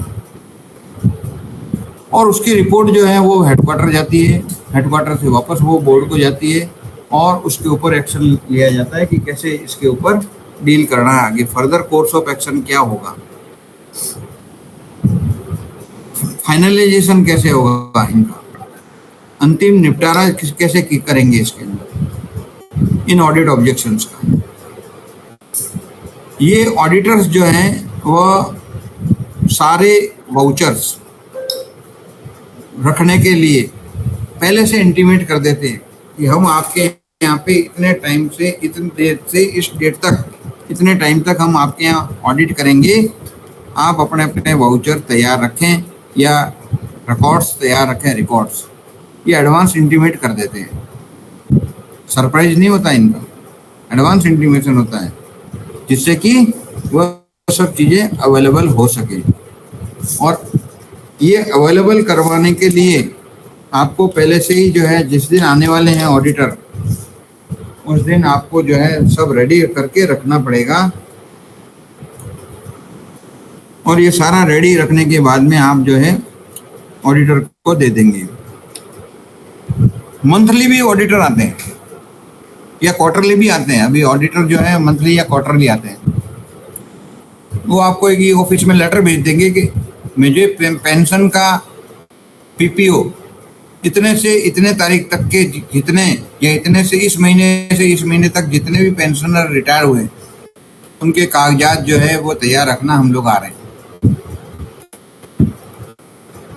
वो या इतने ठेकेदारों के बिल, इस महीने से इस महीने तक कितने पेमेंट हुए उन ठेकेदारों के बिल तैयार रखें, या इतने सप्लायर इस महीने से इतने टाइम तक जो भी सप्लाई किया है उसने, उस इतने महीने के बिल्स वाउचर्स तैयार रखें। आजकल जो है बिल्स और वाउचर जो होते हैं सिस्टम के अंदर हैं, फिजिकल इनकी कॉपियां नहीं आती है। वेंडर्स बिल वगैरह जो है, कॉन्ट्रैक्टर बिल्स जो भी WCMS में होते हैं, वर्क्स कॉन्ट्रैक्ट मैनेजमेंट सिस्टम में, तो सिस्टम का एक्सेस उनको मिल जाता है, उससे वो चेक कर लेते हैं, वो वहीं देख लेते हैं अपने डिपार्टमेंट में बैठे बैठे। और जहाँ नहीं है, जहाँ आवश्यकता है, वहाँ पर वो लोग फिजिकली आकर के चेक करते हैं, but in advance intimated letter, उस लेटर को भेज देते हैं अकाउंट कार्यालय में। अकाउंट कार्यालय उसका जो वाउचर या बिल या जो भी उसको रिक्वायरमेंट है वो निकाल के पहले से ही मौजूद कर देगा और वो वहाँ आकर के चेक करेंगे। This is the audit departments working system. ये उनका वर्किंग सिस्टम है। जो प्रोसीजर वो फॉलो करते हैं, वो सारे प्रोसीजर्स या रूल्स उनको उपलब्ध C&AG उपलब्ध करवाता है कि किस प्रोसीजर से उनको ऑडिट करना है। अभी बीच में कुछ टाइम पहले इंटरनल ऑडिट के अलावा एक्सटर्नल ऑडिट भी, या इंटरनल ऑडिट डिपार्टमेंट भी एक हमने हमारे कार्यालय में बनाया कि ऑडिट डिपार्टमेंट जब ऑडिट करता है तब गलतियां मिलती है, हम क्यों नहीं इंटरनल एक ऑडिट डिपार्टमेंट बना लें, जो हम खुद ही जो है अपना ऑडिट कर लें, एक बार अपना जो है मंथन अपना खुद का कर लें। तो इंटरनल ऑडिट जो है वो भी डिपार्टमेंट हमारे कार्यालय में बना था, और उसने इंटरनल ऑडिट जो है वो किसी, जैसे फॉर एग्जांपल एक वर्कशॉप है, वर्कशॉप के अंदर लगभग 15 मशीनें हैं मान लीजिए। उस 15 मशीनों पर उसका यूटिलाइजेशन कितने घंटे हुआ, कोई मशीन आइडल तो नहीं पड़ी हुई है। उसका अगर ऑडिट किया तो ऐसी कई मशीनें निकली, पूरे इंडियन रेलवे की अगर मैं बात करूं तो कई सारी मशीनें ऐसी निकली जिनका आउटपुट या उनका यूटिलाइजेशन बहुत ही बिलो था या उसकी कैपेसिटी से कम था। तो इन मशीनों को हमने परचेज किस लिए किया? मैन पावर बच रहा है, ये सब कुछ बच रहा है। एक तरफ हमने कैपिटल एक्सपेंडिचर किया और दूसरी तरफ जो है उसका आउटपुट भी नहीं आ रहा है। पैसा ब्लॉक हो गया ना, भारत सरकार का पैसा ब्लॉक हो गया। भारत सरकार का पैसा मतलब आप लोगों का और हमारा पैसा है, टैक्स पेयर का पैसा है, गरीब आदमियों का पैसा है। अमीर आदमी तो हवाई जहाज में उड़ रहा है, गरीब आदमियों का पैसा है, दूध वाले, फल वाले, सब्जी वाले, इनका पैसा है। तो ऐसा पैसा ब्लॉक करना का मतलब ही नहीं है कोई। खर्चा भी कर रहे हैं हम मशीनों पर, उसका आउटपुट भी नहीं दे रहे हैं। तो ये इंश्योर करना, मैंने खुद ने बताया कि आप खुद जो है इंश्योर करें, हम अपने लेवल पर इंश्योर करें कि जो इंफ्रास्ट्रक्चर्स अवेलेबल है उस इंफ्रास्ट्रक्चर के अंदर ही काम कर रहे हैं, उसका कैपेसिटी यूटिलाइजेशन कर रहे हैं, और साथ में वो एक्सपेंडिचर जो कर रहे हैं वह नियमों, नीतियों, पॉलिसी को अधीन हो रहा है, कोड्स और मैनुअल के अधीन हो रहा है, रूल्स और आपके एक्ट के अधीन हो रहा है, और पार्लियामेंट की रिक्वायरमेंट के अधीन हो रहा है। पार्लियामेंट ने जो बताया या प्लानिंग कमीशन, नीति आयोग ने जो बताया उसके अधीन हो रहा है। It is the main tool where we can see that the expenditure is booked on the proper head of account through appropriation account. This is the main tool, विनियोग लेखा, जो साल के अंत में बनाया जाता है. डेप्ट हेड रिपोर्ट, ब्लॉक अकाउंट, ये कई सारे अकाउंट्स जो है वो अकाउंट डिपार्टमेंट डील करता है और बनाता है और भेजता है. उस पर उस अधिकारी की साइन की जाती है जिसको बजट अलॉट हुआ. एक सर्टिफिकेट लगता है उसमें, उस अधिकारी का हाँ यहाँ ओके है, ये अप्रोप्रिएशन अकाउंट इतना इतना खर्चा हुआ है और मैंने ये देख लिया. एसएजी ऑफिसर है तो एसएजी ऑफिसर, जेएजी है तो जेएजी, जो भी बजट अधिकारी है, बजट को मेंटेन करने का काम एग्जीक्यूटिव के ऑफिसर का है और वही बजट अधिकारी कहलाता है. लेखा कार्यालय सिर्फ बजट का कंपाइलेशन करता है, स्क्रूटनी करने के बाद में कंपाइल करके और हेडक्वार्टर को भेज देता है.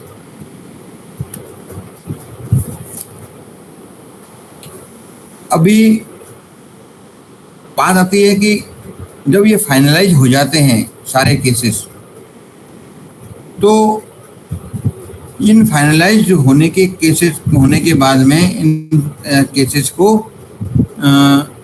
हो सकता है ऑडिट डिपार्टमेंट रीओपन कर दें.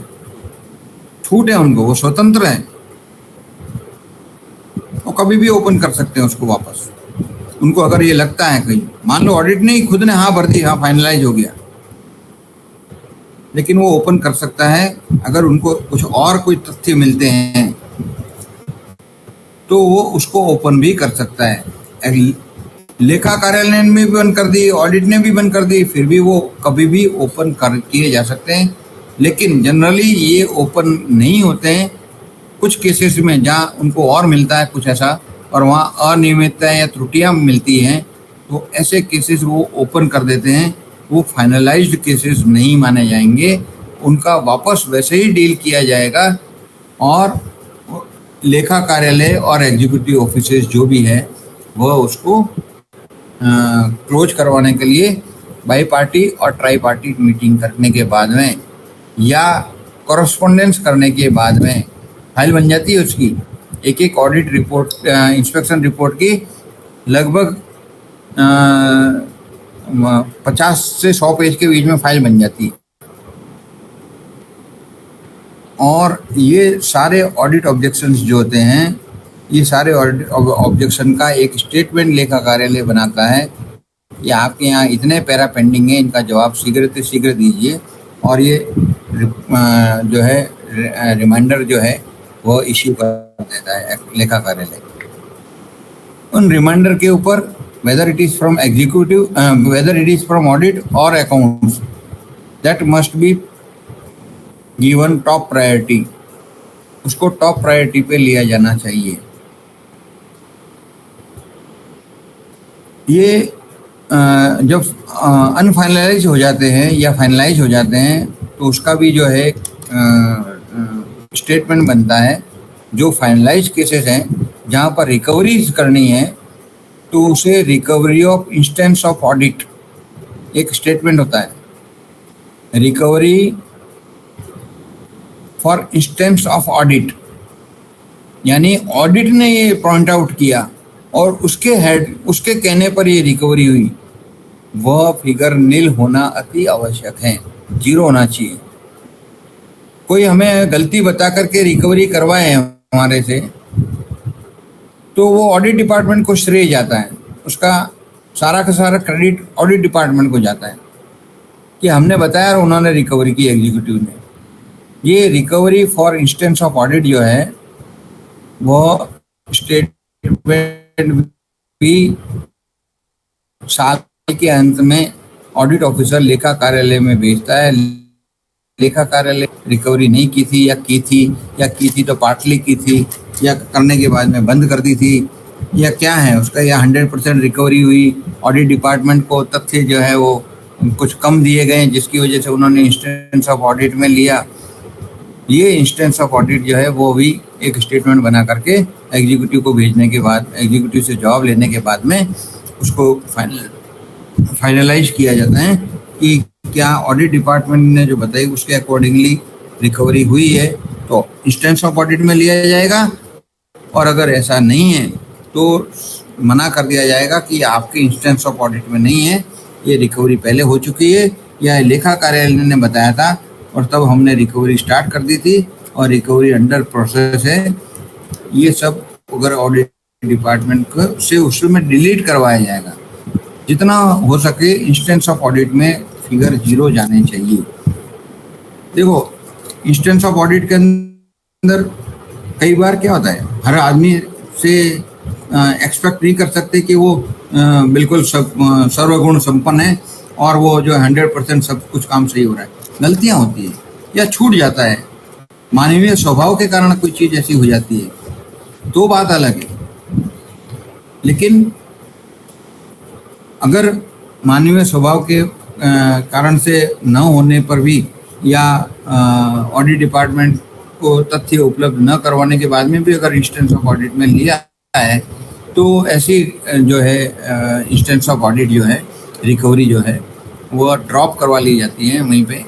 और ये भी एक ऐसा मतलब जो है मापने का टूल बन जाता है किसी कार्यालय का कि वहाँ पर किस टाइप से काम हो रहा है, सुचारू रूप से हो रहा है या नहीं हो रहा है, या वहाँ पर जो है और ज़्यादा मतलब जो है गहन जांच की आवश्यकता है ना। ये सब चीज़ें वहाँ पर वो देखी जाती है। वहाँ पे कोई लॉस या फ्रॉड है तो लॉस या फ्रॉड जो भी हुआ है उसका भी एक स्टेटमेंट लगाया जाता है उस रिपोर्ट के जवाब में कि अगर कोई लॉस एंड फ्रॉड है तो उसमें पार्टली रिकवरी हुई है या कोर्ट केसेस हैं या अदर मैटर्स है ना। तो ये सब चीज़ें उसका भी हाफ ईयरली स्टेटमेंट बनता है, loss and fraud, statement of losses and fraud, उसको भी ऑडिट करवा करके भेजा जाता है। तो ऑडिट डिपार्टमेंट हर फील्ड के अंदर जहाँ जहाँ भी आप रिपोर्ट कर रहे हैं उन रिपोर्ट को ऑडिट डिपार्टमेंट चेक करता है,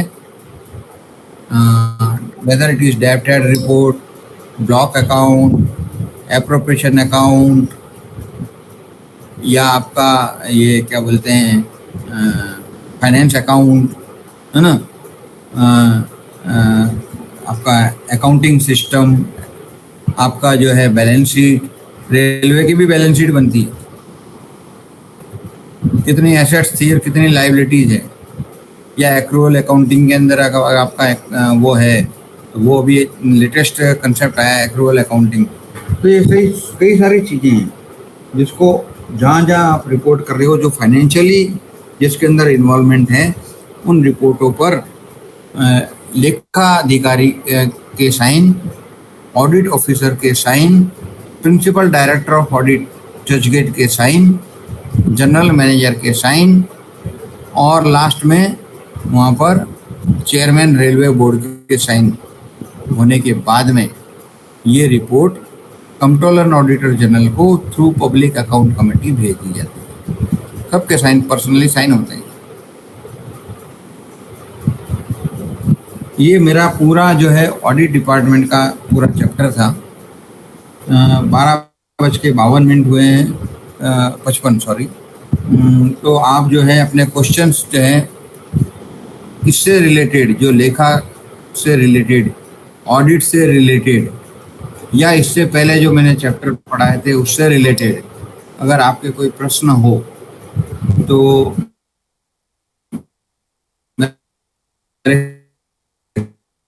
ख्याल से शायद दूसरी क्लास है या तीसरी है, दूसरी है ना, नहीं तीसरी क्लास है ना। तो क्वेश्चन मेरे ख्याल से 3 क्लासेस में अंदर अगर सबने 15-20 पार्टिसिपेंट है तो 45 क्वेश्चन हो जाएंगे। 2-2 क्वेश्चन भी अगर मैं पकड़ता हूँ तो आप लोग बताएं अपने प्रश्न जो है वो आप लोग टाइप भी कर सकते हैं और वर्बली बोल करके भी, वर्बली बोलना ज़्यादा सरल पड़ेगा। आप लोग मुझे डायरेक्ट प्रश्न पूछ सकते हैं। जहाँ तक मेरी नॉलेज है मैं आपके प्रश्नों का उत्तर जो है देने की कोशिश करूँगा। आप लोग प्रश्न स्टार्ट कर सकते हैं अपना वीडियो भी ऑन कर लेना उसी समय जब प्रश्न पूछो तो मैं इंटरेक्शन अपना अच्छे से अपना जवाब दे सकूं इंटरेक्ट करते हुए।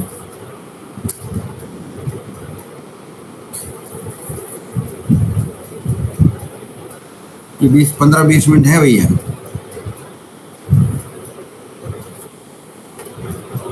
आवाज आ रही ना? Yes sir. हाँ,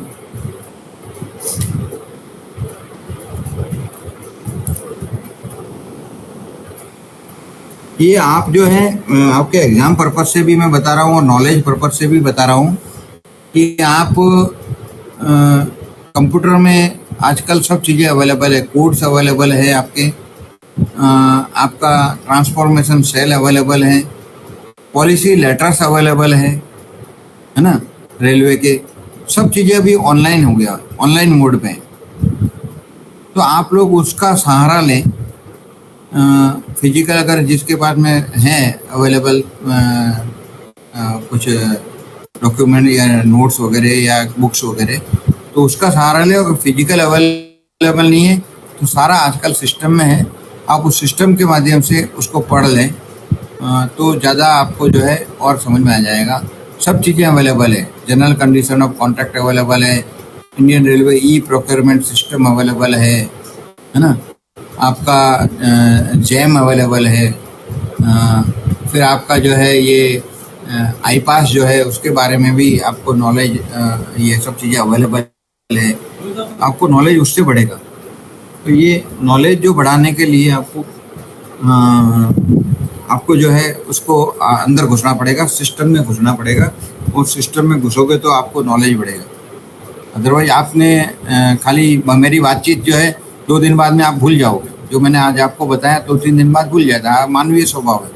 लेकिन अगर आपने उस चीज़ को प्रैक्टिकली या बुक्स के अंदर या किसी नोट्स को बना करके अगर आपने उसको लिख लिया या समझ लिया है तो आपको शायद मेरे ख्याल से ज़्यादा अच्छी तरह समझ में आ जाएगा।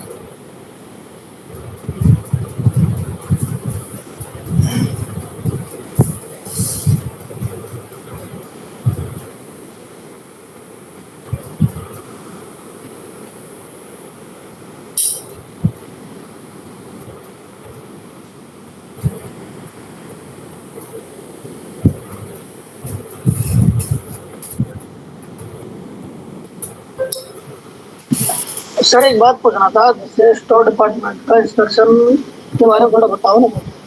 क्या? स्टोर डिपार्टमेंट का जो स्टोर का इंस्ट्रक्शन है वो थोड़ा उसके बारे में बताओ। स्टोर डिपार्टमेंट का स्टॉक इंस्पेक्शन जो है, स्टोर का इंस्पेक्शन स्टॉक वेरीफायर करता है, ठीक है। ये वेरिफिकेशन स्टोर्स का स्टॉक आइटम का होता है। स्टोर्स डिपार्टमेंट में सिर्फ स्टॉक आइटम रखे जाते हैं। इसके अलावा डिपार्टमेंटल वेरिफिकेशन हर साल डिपो ऑफिसर भी करता है और करना आवश्यक है।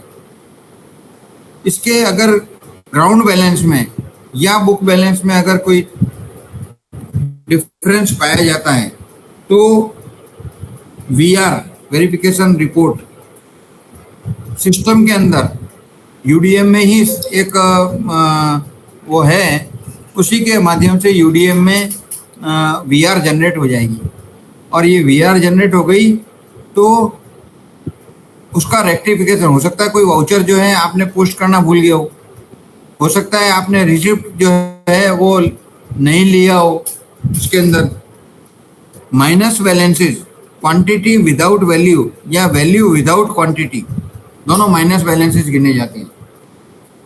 क्वांटिटी नहीं है और आपने इश्यू किया तो ये वेरिफिकेशन जो है हर साल स्टॉक वेरीफायर भी करता है, एज वेल एज आपका एएमएम या एसएमएम या डिप्टी सीएमएम जो भी अधिकारी वहाँ का है वह हर साल इसका 1 साल में डिपार्टमेंटल वेरिफिकेशन करना आवश्यक है। ये वेरिफिकेशन होता है। कस्टोडियन जहाँ जहाँ भी है, कंसाइनी जहाँ जहाँ भी है, वहाँ का भी वेरिफिकेशन बाई ईयरली और ट्राई ईयरली, 3 साल में एक बार, 2 साल में एक बार, 1 साल में एक बार, अकॉर्डिंग टू कैटेगरी। हेवी पीवे हैं आइटम्स, हर साल करना है। कंज्यूमेबल आइटम्स है, साल में 3 साल में एक बार या 2 साल में एक बार करना है। ये सब प्रेस्क्राइब्ड है स्टोर कोड वॉल्यूम 1 में।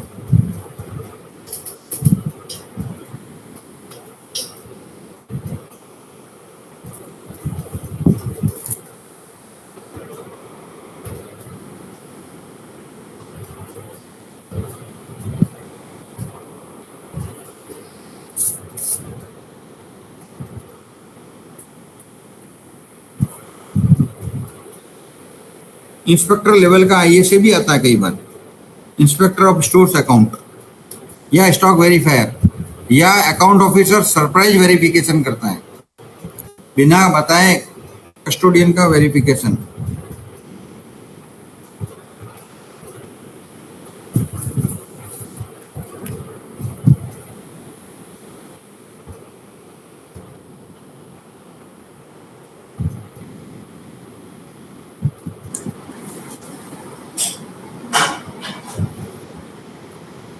सर मेरा एक क्वेश्चन था हाँ कि जैसे टेंडर अपन करते हैं टीसी, उसमें जो एस्टिमेट कॉस्ट अपने रखी उससे अगर वो कितना लोवेस्ट जाता है, अगर वो कोई भी भरता है, आजकल जेब में बहुत ज्यादा भर देते हैं, हाँ कोई भी भरते हैं फिर उसको अपन एक्सेप्ट भी कर देते हैं, वो काम करता ही नहीं। उसका क्या, उसको कैसे रोका जा सकता है?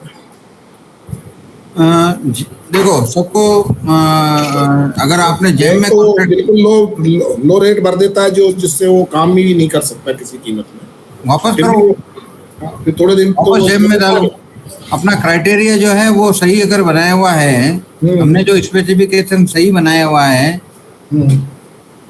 तो वो आएगा ही नहीं, एरा गेरा नत्थु खेरा, सीधी बात है। हमारा एस्टिमेट भी है ना? जैसे कई जगह हमारा जो है वो पहले हमारा खुद का देखना है कि हमें क्या रिक्वायरमेंट। फॉर एग्जांपल अगर आपको कुर्सियां खरीदनी है, ठीक है, यस ऑफिस के लिए कुर्सियां खरीदनी है, और अगर आपने डाल दिया Godrej so and so number और सिमिलर, यस और सिमिलर में आ जाएगा रामचंद्र एंड कंपनी और Shyamchandra and company, Gopal Chandra and company, और या महावीर चेयर्स जो दुकानों पे या कहीं छोटी जगह पे बना रहे हैं और वो उसका जो है आपको सप्लाई कर दे। आपने सिमिलर लिखा, गोदरेज जैसी दिखती है लेकिन उसका हाइड्रोलिक सिस्टम बेकार है, या उसके हत्थे जो है वो कमजोर हैं, या उसके जो नीचे रिवॉल्विंग है तो उसके नीचे व्हील्स जो है वो कमजोर है, 2-3 महीने में टूट जाएगी। तो आप उसमें लिखिए गोदरेज, आल्विन, डेमरो, डुमरो, HOF, ये कंपनियों अच्छी अच्छी नामी गिरामी कंपनियों के नाम लिख देंगे तो फालतू फालतू आएगा ही नहीं आपके पास में।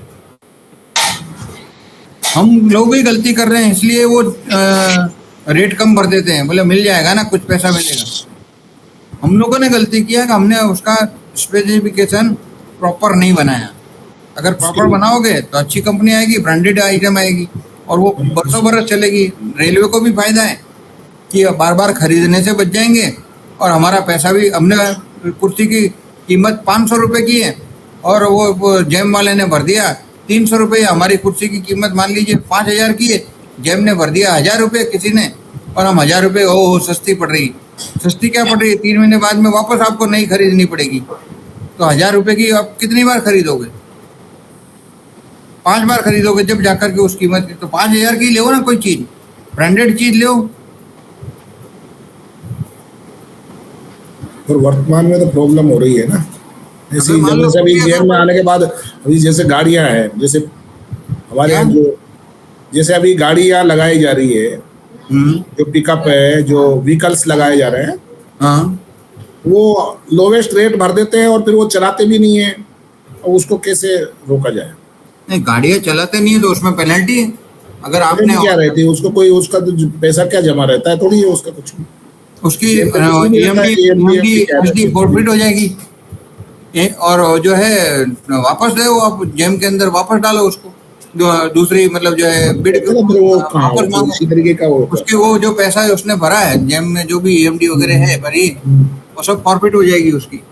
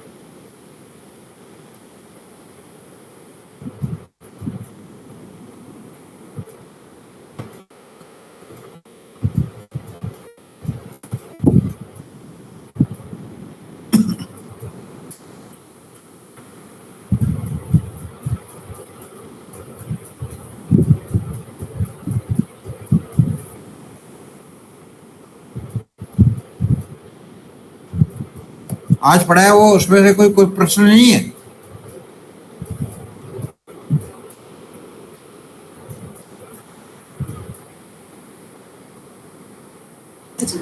एक आदमी कुछ नहीं।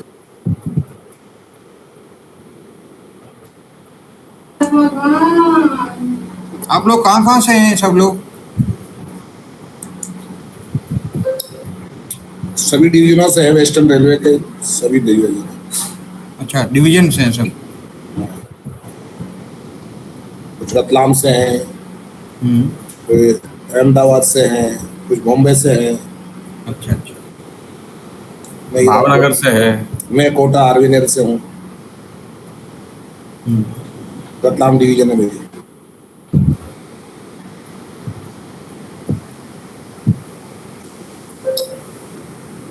कब एग्जाम बताया आपने?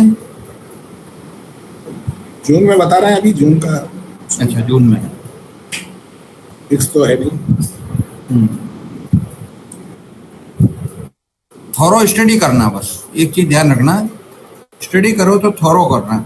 छोटी छोटी चीजें हैं उनसे प्रश्न बनते हैं, छोटे छोटे मतलब जो है क्वेश्चंस बनते हैं उनसे। उस चीज फाइनेंस कोड वॉल्यूम 1 एंड 2 के अतिरिक्त और क्या रेफर करना चाहिए सर? हाँ, वो रेफर करोगे तो ज़्यादा अच्छा है। आपको अकाउंट्स के क्वेश्चन अगर जहाँ मिलेंगे तो आप उसको रेफर करेंगे तो उसके अंदर आपको जो है पढ़ने को बहुत अच्छा मिलेगा। पार्ट 1 जो है वो पूरा फाइनेंस से रिलेटेड है, वर्क्स कॉन्ट्रैक्ट से रिलेटेड है, बजट से रिलेटेड है, उसमें चैप्टर्स फ्रॉड एंड एम्बेजलमेंट के से रिलेटेड है। वैसे कुछ 13 या 14 चैप्टर है उसके अंदर। वो अगर आप करेंगे पढ़ेंगे तो उसमें वो मिलेगा। फाइनेंस कोड वॉल्यूम 2 जो है वो है एलोकेशन का। आपको एलोकेशन किस जगह खर्च करना है, किस एलोकेशन में किस पे डिमांड को चार्ज करना है, उसमें सब चीज डिटेल में और स्पष्टीकरण के साथ में दी हुई है। वो बहुत पतली किताब है, फाइनेंस कोड वॉल्यूम 2 बहुत पतली किताब है, हार्डली 60-70 पेज की है। अर्निंग के एलोकेशन दे रखे हैं, एक्सपेंडिचर के एलोकेशन दे रखे हैं, पैसेंजर अर्निंग है, गुड्स अर्निंग है, उसके एलोकेशन है। एक्सपेंडिचर में डिमांड नंबर 3 से 13 और डिमांड नंबर 16 के एलोकेशन है। प्राइमरी यूनिट्स दे रखे हैं उसमें पीछे की साइड में, तो आपको एलोकेशन के बारे में जानकारी हो जाएगी। अगर कोई एलोकेशन पूछ लिया आपसे कि आपकी सैलरी किस हेड को चार्ज होती है, किस डिमांड को चार्ज होती है, तो उसमें लिख दिया डिमांड नंबर 5, 4, 3, 2 किसको चार्ज होती है। लो अब डिमांड बताओ कौन सी डिमांड को चार्ज होती है। आपको फाइनेंस कोड वॉल्यूम 2 उसमें हेल्प करेगा अगर आपने देखा होगा तो।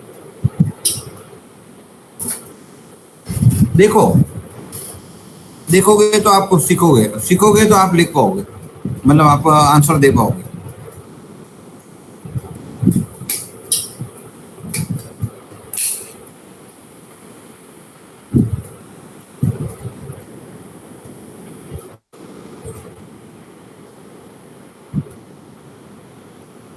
स्वर्ग देखना है ना तो खुद को मरना पड़ता है। अगर if you want to see the heaven you will have to die.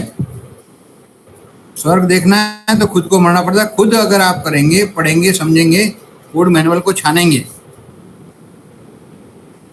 और नॉलेज बढ़ाएंगे तो आपको एक क्वेश्चन बैंक अपने आप तैयार हो जाएगा।